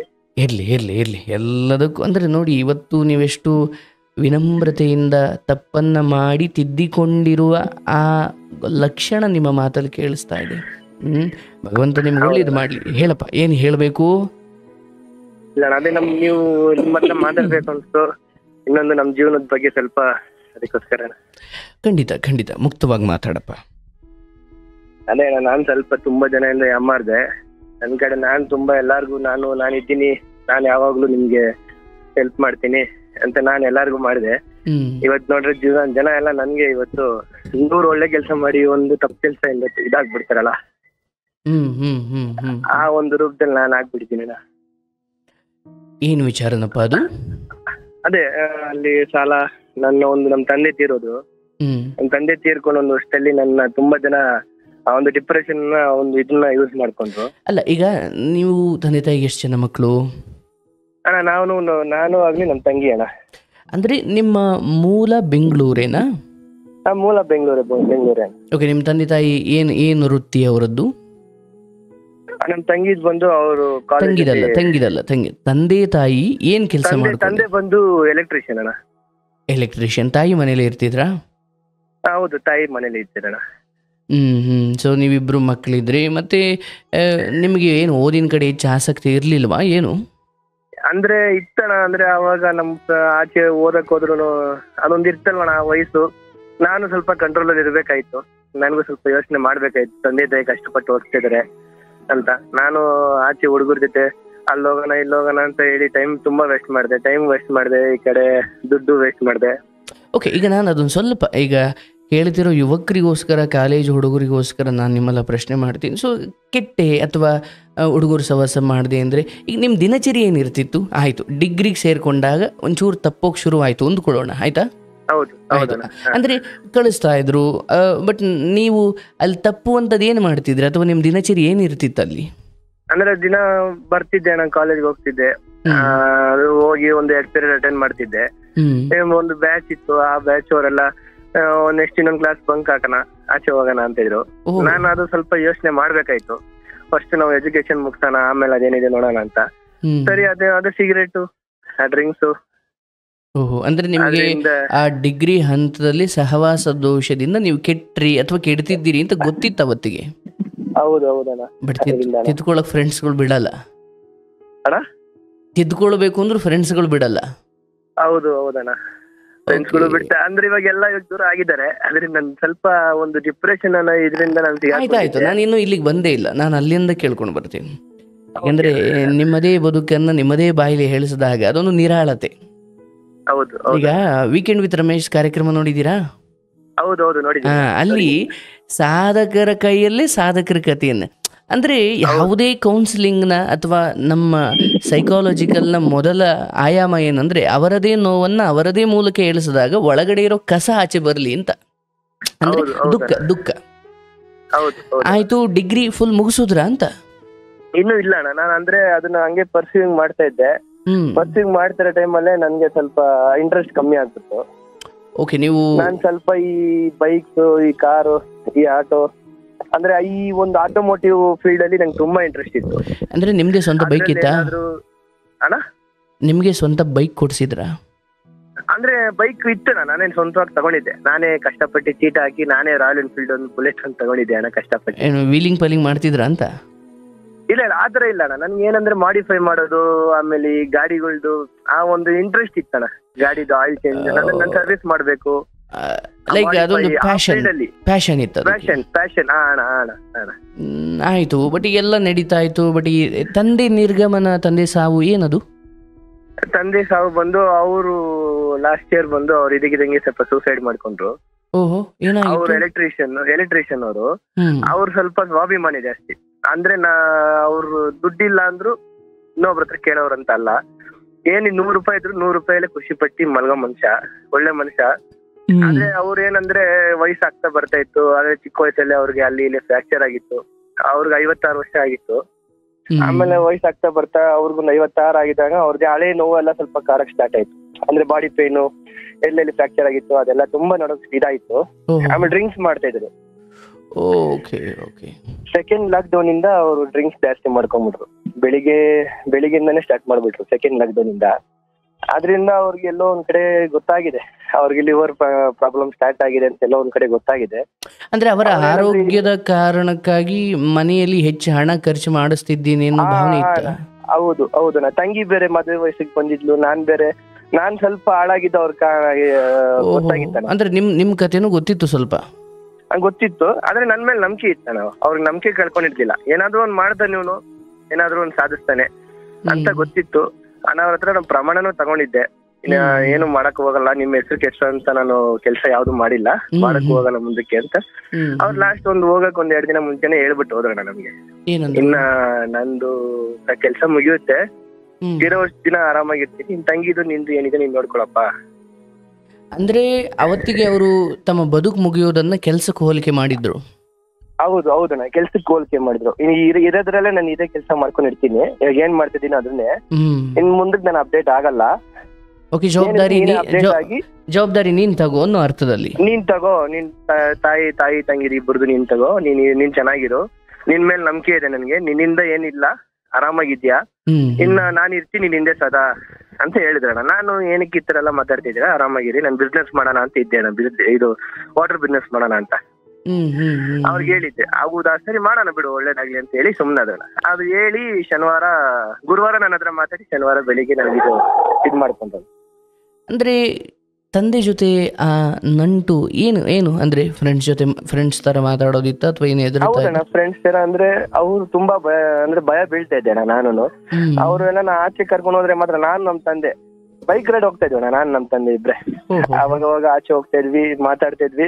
ಅಂದ್ರೆ ಅವರು ಸ್ವಲ್ಪ ಡ್ರಿಂಕ್ಸ್ ಮಾಡಿದ್ಮೇಲೆ ಅವ್ರ ಹತ್ರ ಮಾತಾಡ್ತಾ ಇದ್ದೆ ನಾನು ಜಾಸ್ತಿ. ನಾನು ಅಷ್ಟಕ್ಕಷ್ಟೇ, ಡ್ರಿಂಕ್ಸ್ ಮಾಡಿರ್ತಾರಲ್ಲ ಯಾಕೆ ಸುಮ್ನೆ ಮಾತು ಬೆಳೆಯೋದು. ಅವ್ರು ಏನಾದ್ರು ಬೈಯೋವಾಗ ನಾನು ಏನು ಮಾತಾಡಕ್ ಹೋಗಲ್ಲ, ಒಂದೇಟ್ ಹೊಡೆದ್ರು ಒರ್ಸ್ಕೊಂಡ್ಬಿಡ್ತೀನಿ ಅಂತ ನಾನು. ಬೆಳಿಗ್ಗೆ ನಾರ್ಮಲ್ ಆದ್ಮೇಲೆ ಇದ್ದ ತಕ್ಷಣ ನಾನು ನಮ್ ತಂದೆ ಫ್ರೆಂಡ್ಸ್ ಏನ. ಬಟ್ ಆ ತಂದೆ ಅನಿರೀಕ್ಷಿತ ಅಂದ್ರೆ ಅದೇನು ಬೆಳಿಗ್ಗೆನಾ ಸಂಜೆನಾ ಏನದು? ಮಧ್ಯಾಹ್ನ ಅಟೆಂಡ್ ಮಾಡ್ಕೊಂಡು. ನಿಮ್ಗೆ ಆ ಸಮಯ ಅಥವಾ ವಿಚಾರ ಮುಟ್ಟಿದಾಗ ನೀವೇನ್ ಮಾಡ್ತಿದ್ರಿ ಅಥವಾ ಆ ಸ್ಥಿತಿ ಏನಿತ್ತು? ಆಟೋ ಓಡಿಸ್ತಾ ಇದ್ದೆ ನಾನು, ಆಟೋ ಲೈನ್ ಮೇಲೆ ಇದ್ದೆ, ಡ್ಯೂಟಿಲಿ ಇದ್ದೆ. ಓಕೆ, ಅಷ್ಟೊತ್ತಿಗೆ ನೀವು ಆಟೋ ತಗೊಂಡಿದ್ರಿ? ಹೌದಣ್ಣ. ತಂದೆ ಒಪ್ಪಿಗೆ ಇತ್ತ ಅಥವಾ ತಂದೆ ಸಹಾಯ ಮಾಡಿದ್ರ? ಅವ್ರಿಗೆ ಆಕ್ಚುಲಿ ಆಟೋ ಡ್ರೈವರ್ ಆಗೋದು ಇಷ್ಟ ಇರ್ಲಿಲ್ಲ ನಾನು. ಅವ್ರು ಆಕ್ಚುಲಿ ಯಾವ ಕೆಲಸನ ಬೇಕಾದ್ರೆ ಮಾಡು, ಪ್ಯೂನ್ ಕೆಲಸನ ಮಾಡು, ಆಟೋ ಡಿಪಾರ್ಟ್ಮೆಂಟ್ ಬೇಡ. ಯಾಕೆಂದ್ರೆ ಅವರು ಆಟೋ ಡಿಪಾರ್ಟ್ಮೆಂಟ್ ಇಂದಾನೆ ಎಲೆಕ್ಟ್ರಿಷಿಯನ್ ಬಂದಿದ್ದಾನೆ. ಯಾಕೆ ಇನ್ನೊಂದು ಆಟೋ ಡಿಪಾರ್ಟ್ಮೆಂಟ್ ಅಲ್ಲಿ ತುಂಬಾ ಜನ ಹಾಳಾಗಿದ್ದಾರೆ. ಕಾರಣ ಅವ್ರ ಕಣ್ಮುಂದೆನೆ ನನ್ನಂತ ಹುಡುಗರು ತುಂಬಾ ಜನ ಹಾಳಾಗಿದ್ದಾರೆ. ಅದರಿಂದ ಒಂದ್ ನಿಮಿಷ ಈ ಆಟೋ ಇಂದ ಕೆಟ್ಟಿದ್ದಾರೆ ಅನ್ನೋ ಒಂದು ಮಾತು. ಅಂದ್ರೆ ಏನ್ ಸಾಧ್ಯತೆಗಳಿದಾವೆ, ಕೆಡ್ಲಿಕ್ಕೆ ಏನ್ ಸಾಧ್ಯತೆ ಇದಾವೆ? ಅಣ್ಣ ಇನ್ನೊಂದು ಏನಂದ್ರೆ ಆಟೋ ಡಿಪಾರ್ಟ್ಮೆಂಟ್ ಅಲ್ಲಿ 90% ಒಳ್ಳೆಯವರೇನ, ಎಲ್ಲ ಕಷ್ಟಪಟ್ಟು ದುಡಿಯೋರು, ತಾನಾಯ್ತು ಮನೆ ಆಯ್ತು ಡ್ಯೂಟಿ ಆಯ್ತು ಅಂತ ಇರ್ತಾರೆ. ಇನ್ನ 10% ಬಂದು ಈ ಜೂಜಾಡೋದು, ಮಟ್ಕಾಡೋದು, ಸ್ಟ್ಯಾಂಡ್ಗಳಲ್ಲಿ ನಿಂತಿ ಅದೆಲ್ಲ ಕೆಲವು ನೋಡೋರು ನಮ್ ತಂದೆ. ಅಂದ್ರೆ ಗುಂಪು ಕಟ್ಕೊಂಡು ಎಲ್ಲರನ್ನು ಹಾಳು ಮಾಡೋ ಬುದ್ಧಿ ಇರುತ್ತೆ. ಹೌದಣ್ಣ. 90% ಒಳ್ಳೆಯವರೇ ಆಟೋ ಡ್ರೈವರ್. ಪಾಪ ಅವ್ರ ಕಷ್ಟ, ಅವ್ರ ಜೀವನ, ಅವ್ರದ್ದು ಹೆಂಡತಿ ಮಕ್ಳ ಜೊತೆ ಚೆನ್ನಾಗಿರ್ತಾರೆ. ಇವತ್ತು ಆಟೋ ಓಡಿಸಿ ದೊಡ್ಡ ಬಿಲ್ಡಿಂಗ್ ಕಟ್ಟಿರೋರು ಇದಾರೆ, ಕೋಟಿ ಖರ್ಚು ಮಾಡಿ ಮಕ್ಳನ್ನ ಮದ್ವೆ ಮಾಡೋರು ಇದಾರೆ, ಮತ್ತೆ ಬೀದಿಗೆ ಬಂದವರು ಇದಾರೆ, ಬೀದಿಗೆ ಬಂದಿರೋರು ಇದಾರಣ್ಣ. ನನ್ ಕಣ್ಮುಂದೆನೆ ನೋಡಿದ್ದೀನಿ ನಾನು. ನಮ್ ತಂದೆ ಅದ್ ನೋಡಿ ಅವ್ರಿಗೆ ಇಷ್ಟ ಇರ್ಲಿಲ್ಲ. ನಾನ್ 1-2 ವರ್ಷ ಓಡಿಸ್ತೀನಿ, ಅದಾದ್ಮೇಲೆ ಬೇಕಾದ್ರೆ ನೀವು ಇಷ್ಟಪಟ್ಟಂಗೆ ನೀವು ಏನ್ ಬೇಕು ಪ್ಯೂನ್ ಕೆಲಸ ಇಸ್ಕೊಟ್ರೆ ನಾನು ಮಾಡ್ತೀನಿ. ಅಲ್ಲಿವರೆಗೂ ಸ್ವಲ್ಪ ಲಾಕ್ಡೌನ್ ಬೇರೆ ಇತ್ತಲ್ವಾ, ಸೆಕೆಂಡ್ ಲಾಕ್ಡೌನ್ ಇಂದ ನನ್ ಕೆಲಸ ಇರ್ಲಿಲ್ಲ. ಲಾಕ್ಡೌನ್ ಮುಗಿಲಿ ಆಮೇಲೆ ನೋಡೋಣ ಅಂತ ಹೇಳಿ ಹಂಗೆ ಓಡಿಸ್ತಾ ಇದ್ದೆ. ಬಟ್ ಈ ಕುಟುಂಬದಲ್ಲಿ ಅಥವಾ ತಂದೆ ಅನಾರೋಗ್ಯ ಇದ್ದಾರೆ, ಅವರಿಗೆ ಯಾಕೋ ನೋವಾಗ್ತಿದೆ, ತುಂಬಾ ಸಹಿಸೋಕಾಗ್ತಿಲ್ಲ ಅನ್ನೋದು ಅಂದ್ರೆ ದೇಹದ ನೋವು ಒಂದು ಕಡೆ ಆದ್ರೆ ತನ್ನಿಂದ ಮನೆಯವರಿಗೆ ಭಾರ ಆಗ್ತಿದ್ದೀನಿ ಅನ್ನೋ ಭಾವನೆ. ಇನ್ನೊಂದು ಕೆಲಸ ಬೇರೆ ಅವ್ರಿಗೆ ಕಮ್ಮಿ ಆಗ್ಬಿಟ್ಟಿತ್ತನ, ಎಲೆಕ್ಟ್ರಿಷಿಯನ್ ಅಂದ್ರೆ ಕೆಲಸ ತುಂಬಾ ಕಮ್ಮಿ ಆಗ್ಬಿಟ್ಟಿತ್ತು, ದುಡಿಮೆ ಇರ್ಲಿಲ್ಲ, ದುಡ್ಡು ಬರ್ತಾ ಇರ್ಲಿಲ್ಲ ಮನುಷ್ಯನ್ಗೆ. ಅಂದ್ರೆ ತುಂಬಾ ಕೈಯಲ್ಲಿ ಯಾವಾಗ ದುಡ್ಡು ಇರ್ತಾ ಇತ್ತು, ಏನೋ ಒಂದು ಅವ್ರದ್ದು ಇವತ್ತರೆಗೂ ಒಂದು ಬ್ಯಾಂಕ್ ಅಕೌಂಟ್ ಇಲ್ಲ ಅಣ್ಣ. ಆತರ ಅವರು ಕಂಪ್ಲೀಟ್ಲಿ ಫ್ಯಾಮಿಲಿ ಮ್ಯಾನ್ ಆಗಿದ್ರು ಅವರು ಅವತ್ತಿನ ದುಡಿತಾರೆ, ತಗೊಂಬಂದ್ ನಮ್ ತಾಯಿ ಕೈಗೆ ಕೊಡ್ತಾರೆ. ಮಿಕ್ಕಿದೇನಿಜು ನನ್ಗೂ ನನ್ ತಂಗಿಗೂ ಏನ್ ಬೇಕೋ ಕಣ್ಣಿಗೆ ಬೇಕಾದ್ ಕೊಡ್ಸೋದು. ಅವರು ಏನೋ ಸ್ವಲ್ಪ ತಗೊಂತ ಇದ್ರು ಅಷ್ಟೇ. ಹಂಗಿತ್ತಲ್ಲ ಜೀವನ ನಮ್ದು, ಚಿಕ್ಕದಾಗಿದ್ರು ಒಂಥರ ಚೆನ್ನಾಗಿತ್ತಲ್ಲ. ಸರಿ, ಇಲ್ಲಿ ತಂದೆ ಸಾವಾಯ್ತು, ಅದೊಂದು ನೀವು ನಿರೀಕ್ಷೆ ಮಾಡಿರ್ಲಿಲ್ಲ. ಬಟ್ ಇನ್ ಫ್ಯಾಕ್ಟ್ ಅದು ಬದುಕಿದ್ರು ಕೂಡ ಮಾತಾಡಬಾರ್ದು, ಬಟ್ ಸ್ಟಿಲ್ ಅವರು ಮನೆಯಲ್ಲಿ ಇರೋ ಥರ ಇರ್ತಿದ್ರು ಹೊರತು ಹೆಚ್ಚು ಪಾಪ ಅವ್ರಿಗೂ ವಯಸ್ಸಾಗಿತ್ತು, ಇನ್ನೇನು ಮಾಡೋಕ್ಕಾಗಿಲ್ಲ, ನೀವೇ ಜವಾಬ್ದಾರಿ ವಹಿಸ್ಕೊಳ್ಬೇಕಿತ್ತು. ಹೌದಣ್ಣ, ಮಾಡಿಲ್ಲ ನಾನು ಆ ತಪ್ಪು, ಆ ಒಂದು ನಿರ್ಧಾರ ನಾನು ತಗೊಂಡಿರ್ಲಿಲ್ಲ. ಅದೇ ನಾನು ಮಾಡಿದ ತಪ್ಪು. ಏನ್ ನಿರ್ಧಾರ ಅಂದ್ರೆ ಜವಾಬ್ದಾರಿ ನಾನು ತಗೊಂಡಿಲ್ಲ. ಅವ್ರು ತೀರೋಗಿ ಒಂದ್ ತಿಂಗಳಿಗೆ ನಾನು ಗಾಡಿ ಕಲೆಕ್ಷನ್ ಗಾಡಿ ಓಡಿಸ್ತಾ ಇದ್ದೆ ಅಣ್ಣ, ಸ್ವಂತ ಗಾಡಿ ಅಲ್ಲ, ಕಲೆಕ್ಷನ್ ಗಾಡಿ ಓಡಿಸ್ತಾ ಇದ್ದೆ. ಅಂದ್ರೆ ಆಟೋ. ತಂದೆ ತೀರೋಗಿ ಒಂದು 4-5 ವಾರ ನಾನು ಕಲೆಕ್ಷನ್ ಕೊಟ್ಟಿರ್ಲಿಲ್ಲ ಓನರ್ಗೆ. ಒಂದ್ ನಿಮಿಷ ಅಂದ್ರೆ ನಿಮ್ಮದೇ ಆಟೋಗೂ ಕಲೆಕ್ಷನ್ ಆಟೋಗೂ ಏನ್ ವ್ಯತ್ಯಾಸ ಏನು? ಅಂದ್ರೆ ಕಲೆಕ್ಷನ್ ಆಟೋಗೆ ಅಂದ್ರೆ ಒಂದು ದಿನಕ್ಕೆ 250 ರೂಪಾಯಿ ಕೊಡ್ಬೇಕಲ್ಲ, 250 ರುಪೀಸ್ ಕೊಡ್ಬೇಕು. ನೀವು ಎಷ್ಟಾರ ದುಡ್ಕೊಳ್ಳಿ ಅಂದ್ರೆ ಸ್ವಂತ ಎಷ್ಟಾರ ದುಡ್ಕೊಬಹುದು, ಎಷ್ಟನ ದುಡ್ಕೊಳ್ಳಿ, ನಿಮ್ ಇಷ್ಟ ಅದು. ಅದರಿಂದ ನಾನೇನ್ ಮಾಡಿದೆ, ನಮ್ ತಂದೆ ತೀರ್ಕೊಂಡು ಡಿಪ್ರೆಷನ್ ಇಂದ ನಾನು ಒಂದ್ ತಿಂಗಳು ಲೈನ್ ಮೇಲೆ ಅಂದ್ರೆ ಡ್ಯೂಟಿಗೆ ಹೋಗ್ದಿರ ಅಲ್ಲಿ ಇಲ್ಲಿ ಕುತ್ಕೊಂಡು ಆಡೋದು. ಚೆನ್ನಾಗಿದ್ದಿದ್ ಮನುಷ್ಯ ಓಡಾಡ್ಕೊಂಡಿದ್ದವ್ರು ಸಡನ್ ಆಗಿ ಮಾಯ ಆಗ್ಬಿಟ್ರೆ, ಆ ಒಂದು ನಾನ್ ರಿಯಾಲಿಟಿ ನಾನು ಯೋಚನೆ ಮಾಡಿಲ್ಲ. ಆಗಿದ್ದಾಯ್ತು, ಅವ್ರ ಟೈಮ್ ಮುಗೀತು, ಹೋದ್ರು. ನೆಕ್ಸ್ಟ್ ಇನ್ನೇನಿದ್ರು ನಂದು, ನಾನ್ ಮಾಡ್ಕೊಬೇಕು, ಅವ್ರ ಜವಾಬ್ದಾರಿ ನಾನ್ ತಗೋಬೇಕು ಅಂತ ಯೋಚನೆ ಮಾಡಿಲ್ಲ. ಅವು ಒಂದು ಡಿಪ್ರೆಷನ್ ಅಲ್ಲಿ ನಾನೇನ್ ಮಾಡಿದೆ, ಹಂಗೆ ಸ್ವಲ್ಪ ಡ್ರಿಂಕ್ಸ್ ಕಡೆ ಹೋಗ್ಬಿಟ್ಟೆ ಅಣ್ಣ ನಾನು. ಓಹೋ, ಅಂದ್ರೆ ಅಲ್ಲಿವರೆಗೂ ಅಭ್ಯಾಸ ಇರ್ಲಿಲ್ಲ? ಇತ್ತು ಆದ್ರೆ ಇನ್ನೂ ಜಾಸ್ತಿ ಮಾಡ್ಕೊಂಬಿಟ್ಟೆ. ಬಟ್ ಒಳ್ಳೆ ಕಾರಣ ಸಿಕ್ತು ಅಂತ. ಒಳ್ಳೆ ಕಾರಣ ಅದೇ ಆಗ್ಬಿಡ್ತಾನ ನೀವ್ ಹೇಳ್ದಂಗೆ. ಅದೇನ್ ಮಾಡುದು, ದಿನ ಇದಾಗ್ಬಿಡ್ತು. ಅಂದ್ರೆ ನಮ್ ತಂದೆ ನಾನು ನಮ್ಮ ಎಲ್ಲೆಲ್ಲಿ ಓಡಾಡ್ತಿದ್ವು ಅಲ್ಲಿ ಹೋಗ್ತಾ ಇದ್ದೆ, ಅವ್ರು ಓಡಾಡ್ತಿದ್ವು, ಅವ್ರ ಪ್ರೆಸೆನ್ಸ್ ನಮ್ಗೆ ಸ್ವಲ್ಪ ಇದಾಗ್ಬಿಟ್ಟೆ. ಅದೇ ನನ್ ತಂದೆಯಿಂದ ನಾನು ಹಾಳಾಗಿದ್ದೆ ಅಂತ ಅಲ್ಲಣ್ಣ, ಅದೇ ನೀವ್ ಹೇಳ್ದಂಗೆ ಅದೊಂದು ಕಾರಣ, ಹೊಸ ಕಾರಣ ಒಂದ್ ಸಿಕ್ಬಿಡ್ತು. ಹೌದು, ಅಂದ್ರೆ ತಂದೆಯೊಂದಿಗೆ ಒಂದು ಭಾವನಾತ್ಮಕ ನಂಟಿರುತ್ತಲ್ಲ ಮಗುಗೆ. ಅಯ್ಯೋ ಹೌದಣ್ಣ, ಅದು ನಿಜಾನೇ. ಅದ್ರಿಂದ ನಮ್ಮ ಒಂದು ಫ್ಯಾಮಿಲಿಲಿ ಕೆಲವರು ಇದ್ರಣ್ಣ, ಅವರು ಆಟೋ ಡಿಪಾರ್ಟ್ಮೆಂಟ್. ಆ ಒಂದು ಡಿಪ್ರೆಷನ್ ಅಲ್ಲಿ ಇದ್ದಾಗ ನಾನೇನ್ ಮಾಡಿದೆ, ಲೈನ್ ಮೇಲೆ ಕಲೆಕ್ಷನ್ ಒಂದು 8,000 ಕೊಡ್ಬೇಕಾಯ್ತಾನೆ ಓನರ್ಗೆ. ನಾನೇನ್ ಮಾಡಿದೆ, ಅವ್ರ ಹತ್ರ ಕೇಳಿದೆ ಹೆಲ್ಪ್. ಅವ್ರು ಆಟೋ ಡಿಪಾರ್ಟ್ಮೆಂಟ್ ಅಲ್ಲಿ ಇದಾರಲ್ಲ, ಈ ತರ ನನ್ಗೆ ಒಂದು 8,000 ಬೇಕಾಗಿದೆ, ಸಾಲ ಇಸ್ಕೊಡು, ಯಾರ ಹತ್ರ ಕೊಡ್ತೀವಿ, ಹಂಗೆ ನನ್ ವಾರ ಕಟ್ತೀನಿ. 8,000 ಅಂದ್ರೆ ಎಷ್ಟು ದಿವಸದ್ದು? 10,000 ಅಂದ್ರೆ 8,000 ಕೈಗೆ ಕೊಡ್ತಾರೆ, 2,000 ಇಟ್ಕೊಂಡು. ಅಲ್ಲ, ಈಗ ನಾನು ಆಟೋದವರಿಗೆ ನೀವು ದಿವಸಕ್ಕೆ 250 ರೂಪಾಯಿ ಕೊಡ್ಬೇಕಿತ್ತಲ್ವಾ? ಹೌದು. ಅದನ್ನ ನೀವು ತುಂಬಾ ದಿವಸದಿಂದ ಕೊಟ್ಟಿರ್ಲಿಲ್ಲ? ಹೌದು, 1 ಮಂತ್ ಕೊಟ್ಟಿರ್ಲಿಲ್ಲ. ಓಕೆ, ಅದನ್ನ 8,000 ರೂಪಾಯಿ ಕೊಡ್ಬೇಕಿತ್ತಾ? ಹೌದು. ಅದಕ್ಕೆ ನೀವು ಬಡ್ಡಿಗೆ ತಗೊಂಡ್ರ? ಬಡ್ಡಿಗೆ ತಗೊಂಡೆ ಅಣ್ಣ. ನಿಮ್ ಸಂಬಂಧಿಕರ ಹತ್ರನೇ? ಸಂಬಂಧಿಕರು ಬಂದು ಬೇರೆ ಕಡೆ ಈಸ್ಕೊಟ್ರಣ್ಣ. ಓಕೆ. ಬೇರೆ ಕಡೆ ಈಸ್ಕೊಟ್ರು. 2,000 ಇಟ್ಕೊಂಡು 8,000 ಕೈ ಕೊಟ್ಟಿ ವಾರಕ್ಕೆ 1,000 ರೂಪಾಯಿ ಕಟ್ಬೇಕು, 10 ವಾರ. ಆ ತರ ಈಸ್ಕೊಂಡು ನಾನೇನ್ ಮಾಡಿದೆ, ಕಟ್ಟೋ ಟೈಮ್ ಅಲ್ಲಿ ಒಂದ್ 7 ವಾರ 8 ವಾರ ಕರೆಕ್ಟ್ ಆಗಿ ಕಟ್ಬಿಡ್ತೇನೆ. ನಾನು ವ್ಯವಹಾರದಲ್ಲಿ ಕರೆಕ್ಟ್, ನಾನು ಏನೇ ತಿಂದ್ರು ಉಂಡ್ರು ನನ್ಗೆ ಸಾಲ ಕೊಟ್ಟಿದ್ದಾರೆ, ಅವ್ರಿಗೇನ್ ಜಾಸ್ತಿ ಇದೆ ಅಂತ ಗೊತ್ತಿಲ್ಲ, ಕೊಟ್ಟಿದ್ದಾರೆ ಇವ್ರು ಯಾರೋ ನಿಂತಿ, ಇಬ್ಬರಿಗೂ ಇದಾಗ್ಬಾರ್ದು, ನನಗೂ ಒಂದ್ ಹೆಸರು ಕೆಡ್ಬಾರ್ದು ಅಂತ ನಾನೇನ್ ಮಾಡ್ತಿದ್ದೆ, ನಮ್ಮ ತಂದೆ ಇದುವರೆಗೂ ಒಬ್ರ ಹತ್ರ ನನ್ ಕೈ ಚಾಚಿಲ್ಲ. ನಮ್ ತಂದೆ ಅವ್ರ ಹೆಸರಿಗೆ ಎಲ್ಲಿ ಮಸಿ ಬೆಳೆದ್ಬಿಡ್ತು ಗೊತ್ತಾಗ್ಬಾರ್ದು, ಇದ್ರಲ್ಲೇ ಬೇಗ ತೀರ್ಸೋಣ ಅಂತ ಒಂದ್ 8 ವಾರ ಕರೆಕ್ಟ್ ಆಗಿ ಕಟ್ತೆ ಅಣ್ಣ. ಅದಾದ್ಮೇಲೆ ಮೈಗೆ ಹುಷಾರ್ ತಪ್ಪಿದೆ, ನಂಗೆ ಸ್ವಲ್ಪ ಈ ಉಸಿರಾಟದ ಪ್ರಾಬ್ಲಮ್ ಇದೆ ಅಣ್ಣ, ವೀಸಿಂಗ್. ಅಂದ್ರೆ ತುಂಬಾ ಒಂದು ಶಾಕ್ ನ್ಯೂಸ್ ತಗೊಳಂಗಿಲ್ಲ, ತುಂಬಾ ಒಂದು ಸಂತೋಷದ ನ್ಯೂಸ್ ತಗೊಳಂಗಿಲ್ಲ, ತುಂಬಾ ಓಡಂಗಿಲ್ಲ, ತುಂಬಾ ನಡೆಯಂಗಿಲ್ಲ, ಒಂಥರ ಉತ್ಸಾಹ ಬಂದ್ಬಿಡುತ್ತೆ. ಅಂದ್ರೆ ಎದೆ ಡಬ ಡಬ ಡಬ ಅಂದಂಗೆ. ಅಣ್ಣ ಸ್ವಲ್ಪ ಉಸಿರಾಟದ ಕಮ್ಮಿ ಇದಾಗ್ಬಿಡುತ್ತೆ, ಅದನ್ನ ಮೆಡಿಸಿನ್ ತಗೊಂಬೇಕು. ಆ ತರ ಆಗ್ಬಿಟ್ಟು ನನಗೆ 3 ದಿನ ಮಲ್ಕೊಂಡ್ಬಿಟ್ಟಿದ್ದೆ. ನಾನ್ ಫೈನಾನ್ಸರ್ ಹತ್ರ ಮಾತಾಡಿದೆ, ಅಣ್ಣ ಹಿಂಗಿದೆ, ನಮ್ಗೆ ಸ್ವಲ್ಪ ಪ್ರಾಬ್ಲಮ್ ಇದೆ, 1 ವಾರ ಲೇಟ್ ಆಗಿ ಕೊಡ್ತೀನಿ ಅಂತ ಹೇಳಿದ್ದೆ. ಅವ್ರು ಹೂ ಅಂದ್ರು. ಇವ್ರು ನಮ್ಮ ಸಂಬಂಧಿಕರು ಬಂದು ಅವ್ರಿಗೆ ಅದೇನ್ ಸಿಟ್ಟಿತ್ತೋ ಗೊತ್ತಿಲ್ಲ ನಮ್ಮ ಒಂದು ಕುಟುಂಬದ ಮೇಲೆ, ಅದು ನನ್ ಕಡೆಯಿಂದ ತೀರ್ಸ್ಕೊಳಕ್ ಸ್ಟಾರ್ಟ್ ಮಾಡಿದ್ರು. ಆ ಟೈಮಲ್ಲಿ ಸ್ಟಾರ್ಟ್ ಆಯ್ತು ಅವ್ರದ್ದು. ಅವ್ರೊಬ್ರು ಫೈನಾನ್ಸರ್ ಹತ್ರ ಹೇಳ್ಕೊಡೋರು, ಅವ್ನ್ ಏನೇ ಟೈಮ್ ಕೇಳಿದ್ರು ಕೊಡಕ್ ಹೋಗ್ಬೇಡ, ಅವ್ನ್ ಕೊಡಲ್ಲ. ನೀನು ಟಾರ್ಚರ್ ಮಾಡು. ಬಟ್ ಅವ್ರು ಬೆಳಿಗ್ಗೆ ನನ್ಗೆ ಟೈಮ್ ಕೊಟ್ಟಿರ್ತಾರೆ. ಅಲ್ಲ, ಅವ್ರು ಬೆಳಿಗ್ಗೆ ನಂಗೆ ಟೈಮ್ ಹಂಗೆ ಹೇಳ್ಕೊಡ್ತಾವ್ರೆ ಅಂತ ನಿಮ್ಗೇನ್ ಗೊತ್ತು ಅಣ್ಣ? ಅದ್ ನನ್ಗೆ ಅವ್ರು ಹೇಳ್ಬಿಟ್ಟಿರೋರು, ಇಂಡೈರೆಕ್ಟ್ ಆಗಿ ಹೇಳ್ಬಿಡೋರು. ಅಂದ್ರೆ ಈ ಫೈನಾನ್ಸಿಯಲ್ ಏನಂದ್ರೆ ಅವ್ರಿಗೇನ್ ಲಾಸ್ ಇಲ್ಲ ಅಣ್ಣ. ನಮ್ ಸಂಬಂಧ ಕೆಟ್ಟೋದ್ರು ಪರವಾಗಿಲ್ಲ, ಕೆಟ್ಟ ಹೋಗಿಲ್ಲ ಅಂದ್ರೆ ಪರವಾಗಿಲ್ಲ, ಅವ್ರಿಗೇನ್ ಲಾಸ್. ಅವ್ರಿಗೆ ಬೇಕಿರೋದು ಅಮೌಂಟ್. ಹೌದು ಹೌದು. ಅವ್ರು ಏನಂದ್ರು, ಬೆಳಿಗ್ಗೆ ಚೆನ್ನಾಗಿ ನನ್ನ ಹತ್ರ ಮಾತಾಡಿದ್ ಮನುಷ್ಯ ಫೈನಾನ್ಸ್ ಅವರು, ಸಾಯಂಕಾಲ ನಂಗೆ ಇವಾಗೇ ಬೇಕು, ನಿಂತ್ ಕಾಲಲ್ಲೇ ಬೇಕು ಅಂದ್ರೆ ಅದ್ ಹೆಂಗೆ ಸಾಧ್ಯ, ಹಂಗೆ ಹೆಂಗೆ ಅಂತ ಹೇಳಿದ್ವಿ. ಎಲ್ಲೋ ಒಂದ್ ಕಡೆ ಬಾಯ್ ಬಿಟ್ಬಿಟ್ರು ಅವ್ರು ಸ್ವಲ್ಪ. ಆಮೇಲೆ ನನ್ಗೆ ಗೊತ್ತಾಯ್ತು ಸರಿ ಅಂತ ಹೇಳಿ ನಾನೇನ್ ಮಾಡಿದೆ, ತಿರ್ಗಾ ಅದೇ ಮನುಷ್ಯ ಹತ್ರನೇ ಹೋದೆ. ಇಲ್ಲ ಈ ತರ ಫೈನಾನ್ಸರ್ ಕೇಳ್ತಿದ್ರೆ ನೀವು ಇಸ್ಕೊಟ್ರಲ್ಲ, ಹೌದಾ ಬಾ ಇನ್ನೊಂದ್ ಕಡೆ ಇನ್ನೊಂದ್ 20% ಇಸ್ಕೊಡ್ತೀವಿ. ಅದೇನಾಯ್ತು, ಹಂಗೆ ಬೆಟ್ಟದ ತರ ಬೆಳ್ದ್ಬಿಟ್ಟು ಹೊಟ್ಟೋಯ್ತಾನ. ಅಲ್ಲ, ಈಗ ಒಂದ್ಸತಿ ಹೇಳ್ಕೊಟ್ರು ಅಂತ ಗೊತ್ತಾದಾಗ ಮತ್ತೆ ಯಾಕೆ ನೀವು ಅಲ್ಲಿಗೆ ಹೋದ್ರಿ ಅಣ್ಣ? ನಂದು ಅವಾಗ ನಾನು ಅದೇ ಹೇಳ್ತೀನಿ ಅಣ್ಣ, ಮನೆಯಲ್ಲಿ ನಮ್ ತಾಯಿ ಡಿಪ್ರೆಷನ್ ಅಲ್ಲಿ ಇದಾರೆ. ತಂಗಿ ಅವಳು ಒಂದ್ ಕಡೆ ಕೆಲ್ಸಕ್ಕೆ ಹೋಗ್ತಿದ್ಲು ಪಾಪ. ಇನ್ನೊಂದು ನಮ್ದು ದೊಡ್ಡ, ನಮ್ಮ ತಾಯಿ ಕಡೆ ಫ್ಯಾಮಿಲಿ ತುಂಬಾ ದೊಡ್ಡದಣ್ಣ, ತುಂಬಾ ದೊಡ್ಡ ಫ್ಯಾಮಿಲಿ. ನನ್ಗೆ ನಮ್ಮ ಮಾವಂದ್ರನ್ ಕಂಡ್ರೆ ಭಯ. ಅವ್ರು ನಮ್ ತಂದೆ ತಾಯಿಗಿನ್ನ ಹೆಚ್ಚು ನನ್ಗೆ. ನಮ್ಮ ಅಜ್ಜಿ ಅಂತೂ ನಂಗೆ ಜೀವ. ನಮ್ ತಾಯಿ ಅಲ್ಲ, ನನ್ ಫಸ್ಟ್ ತಾಯಿ ನಮ್ಮ ಅಜ್ಜಿ. ಅವ್ರಿಗೆಲ್ಲ ಗೊತ್ತಾಗ್ಬಿಡುತ್ತೆ ನಾನು ಸಾಲ ಮಾಡೋದ್ ಕಲ್ಸ್ಬಿಟ್ಟಿದೀನಿ. ಅವ್ರು 1-2 ಟೈಮ್ ನೋಡಿದಾರೆ ನನ್ನ ಆಟೋದಲ್ಲಿ ಕುಡಿಯೋದನ್ನ ನೋಡ್ಬಿಟ್ಟಿದ್ದಾರೆ. ಅವ್ರೆಲ್ಲಿ ನನ್ನ ಮನೇಲಿ ಹೇಳ್ಬಿಟ್ಟು ನನ್ ಮೇಲೆ ಒಂದ್ ಬ್ಯಾಡ್ ಒಪಿನಿಯನ್ ತರ್ಸ್ಬಿಡ್ತಾರೋ, ಅವ್ರ ಕೈಯಲ್ಲೇ ಹೋಗ್ಬಿಡೋಣ, ಅವ್ರ ಮುಖಾಂತರನೇ ಹೋಗ್ಬಿಟ್ಟು ಸಾಲ ತೀರ್ಸ್ಬಿಡೋಣ ಅಂತ ಒಂದ್ ಭಯದಲ್ಲಿ ಹೋಗ್ಬಿಟ್ಟೆ. ಅಂದ್ರೆ ನೀವು ಹೇಳ್ತಿರೋದು ನಿಮ್ಮ ಅಜ್ಜಿ ಮನೆಯವರೇ? ಹಾ ಹೌದಣ್ಣ. ಅಂದ್ರೆ ಯಾರು ಸಮಯ ಕೊಡಬೇಡಿ ಅಂತ ಹೋಗಿ ಫೈನಾನ್ಷಿಯರ್ ಹತ್ರ ಹೇಳ್ತಿದ್ರು, ಅವ್ರು ನಿಮ್ಮ ಅಜ್ಜಿ ಮನೆಯವರೇ? ಹೌದಣ್ಣ ಹೌದಣ್ಣ. ಓಹೋ, ಮತ್ ತಂದೆ ತೀರುವುದ ಮೇಲೆ ಅಷ್ಟು ಪ್ರೀತಿ ಮಾಡ್ತಿದ್ರು ಹುಡುಗನ ಬದುಕಲ್ಲಿ ಏನ್ ನಡೀತಾ ಇದೆ ಅಂತ ಬಂದು ಕಾಳಜಿ ಮಾಡ್ತಿರ್ಲಿಲ್ವಾ ಅವರು? ಅವ್ರು ಮಾಡ್ತಿದ್ರಣ್ಣ, ಅವ್ರು ತುಂಬಾ ಪ್ರಯತ್ನ ಪಡೆಯೋರು. ನಮ್ಮ ತಾಯಿಯವ್ರ ಕಡೆಯವ್ರಂತೂ ತುಂಬಾ ಪ್ರಯತ್ನ. ಅವ್ರಿಗೆ ಎಲ್ಲೋ ಒಂದ್ ಕಡೆ ನಮ್ಮ ಮಾವಂದ್ರಿಗೆ ಗೊತ್ತಾಗ್ತಾ ಇತ್ತಣ್ಣ. ನಾನ್ ಬಂದು ಸುಮ್ನೆ ಕೂತ್ಕೊಳೋದು, ಒಂಥರ ಬೇಜಾರ ಕೂತ್ಕೊಂಡು ಅವ್ರಿಗೆ ತುಂಬಾ ಕೇಳೋರು ನನ್ನ, ಏನೋ ಇದೆ ಅವ್ನ ಲೈಫಲ್ಲಿ, ಏನೋ ಮಾಡ್ಕೊಂತ ಇದ್ದಾನೆ ಅವನು, ಸ್ವಲ್ಪ ಕೇಳು ಅಂತ ನಮ್ ತಾಯಿಗೆ ಹೇಳ್ತಾ ಇದ್ದಾನೆ. ಅವ್ರ ಅಕ್ಕ ಆಗ್ಬೇಕಲ್ಲ ನಮ್ ತಾಯಿ ಅವ್ರಿಗೆ, ಸ್ವಲ್ಪ ಕೇಳು ಅವ್ರು ನಾವು ಕೇಳೋರು ಏನಿಲ್ಲ ಬಿಡು ಅಂತ ನಾನ್ ಹಂಗೆ ಜವಾಬ್ ಕೊಡ್ಕೊಂಡ್ ಬಂದ್ಬಿಟ್ಟೆ 10 ತಿಂಗಳು. ಅದು ಏನಾಯ್ತು, 5 ಲಕ್ಷ ಸಾಲ ಆಗೋಯ್ತಣ್ಣ. ಓಹೋ, ಮನೆಗೆ ಕೊಡೋದು ಕೊಡ್ತಾ ಇದ್ರ ತಿಂಗಳ? ಮನೆಗ್ ಕೊಡ್ತಾ ಇದ್ದೆ. ಅವರು ಆಮೇಲೆ ಗಾಡಿ ಓನರ್ ಕೊಡ್ತಾ ಇದ್ದೆ. ಬಟ್ ಇಲ್ಲಿ ನೀವೇನ್ ಪಾಡ್ ಬೀಳ್ತಿದ್ದೀರಾ ಅನ್ನೋದು ಮನೆಗೂ ಸಂಬಂಧ ಅಥವಾ ನಿಮ್ಮ ಮಾವಂದಿರಿಗೂ ಗೊತ್ತಾಗ್ಲಿಕ್ಕೆ ಬಿಡ್ತಿರ್ಲಿಲ್ಲ? ಗೊತ್ತಾಗಿದ್ದು ಬಂದು ಇವಾಗ ನಾವು ಓದು ಲಾಸ್ಟ್ ಮೇ, ಇವಾಗ ಕಮ್ಮಿಂಗ್ ಹೋಯ್ತಲ್ಲ ಮೇ, ಅವಾಗ ನಾನು ಓಪನ್ ಅಪ್ ಹೋಗ್ಬಿಟ್ಟು ನಮ್ಮ ಮನೇಲಿ ನಾನು ಅಂದ್ರೆ ಮನೇಲಿ ಹೇಳೋಣ ಅಂತ ಇದ್ದೆ ಅಣ್ಣ. ಅವಾಗೂ ಚಿಕ್ಕದ್ರಲ್ಲಿ ಇದ್ದಾಗ ಹೇಳೋಣ ಅಂತಿದ್ರೆ, ಚಿಕ್ಕದ್ರ ಮನೇಲಿ ಇರುವಾಗ ಹೇಳೋದಂದ್ರೆ ಅವ್ರು ನನ್ ಭಯ ಬೀಳ್ಸೋರು. ಅಯ್ಯೋ ನಿಮ್ ಮನೇಲಿ ಹೇಳ್ಬಿಟ್ರೆ ಬಿಡ್ತಾರಾ, ನಿಮ್ ಮನೇಲಿ ಆಟೋ ಕಿತ್ಕೊಂತಾರೆ, ಆಟೋ ಫೀಲ್ಡ್ಗೆ ಬಿಟ್ಬಿಡ್ತಾರೆ, ಕೆಲ್ಸ ಕಳ್ಸಲ್ಲ, ಲಾಕ್ ಮಾಡ್ಬಿಡ್ತಾರೆ ಮನೇಲಿ, ಆತರ ಎಲ್ಲ ಭಯ ಇಕ್ಸ್ಬಿಡೋರು. ಮೊದ್ಲೇ ಭಯ ನನ್ಗೆ. ಇವ್ರು ಬೇರೆ ಭಯ ನನ್ಗೆ ಅಮೌಂಟ್ ಇಸ್ಕೊಡ್ತಾರಲ್ಲ ಅಣ್ಣ ಫೈನಾನ್ಸರ್ಗಳ ಹತ್ರ, ಅವ್ರುಗಳು ಎಲ್ಲ ಸೇರಿ ನನ್ಗೆ ಭಯ ಇಕ್ಸ್ಬಿಡೋರು. ನಾನು ಅವಾಗ ಸ್ವಲ್ಪ ಅದೇ ಹೇಳ್ತೀನಿ, ನಾನು ಆಟ ಬೊಂಬೆ ಆಗ್ಬಿಟ್ಟಿದ್ದೆ, ನನ್ನ ಆಡ್ಸ್ಕೊಳೋರು ಹಂಗೆ.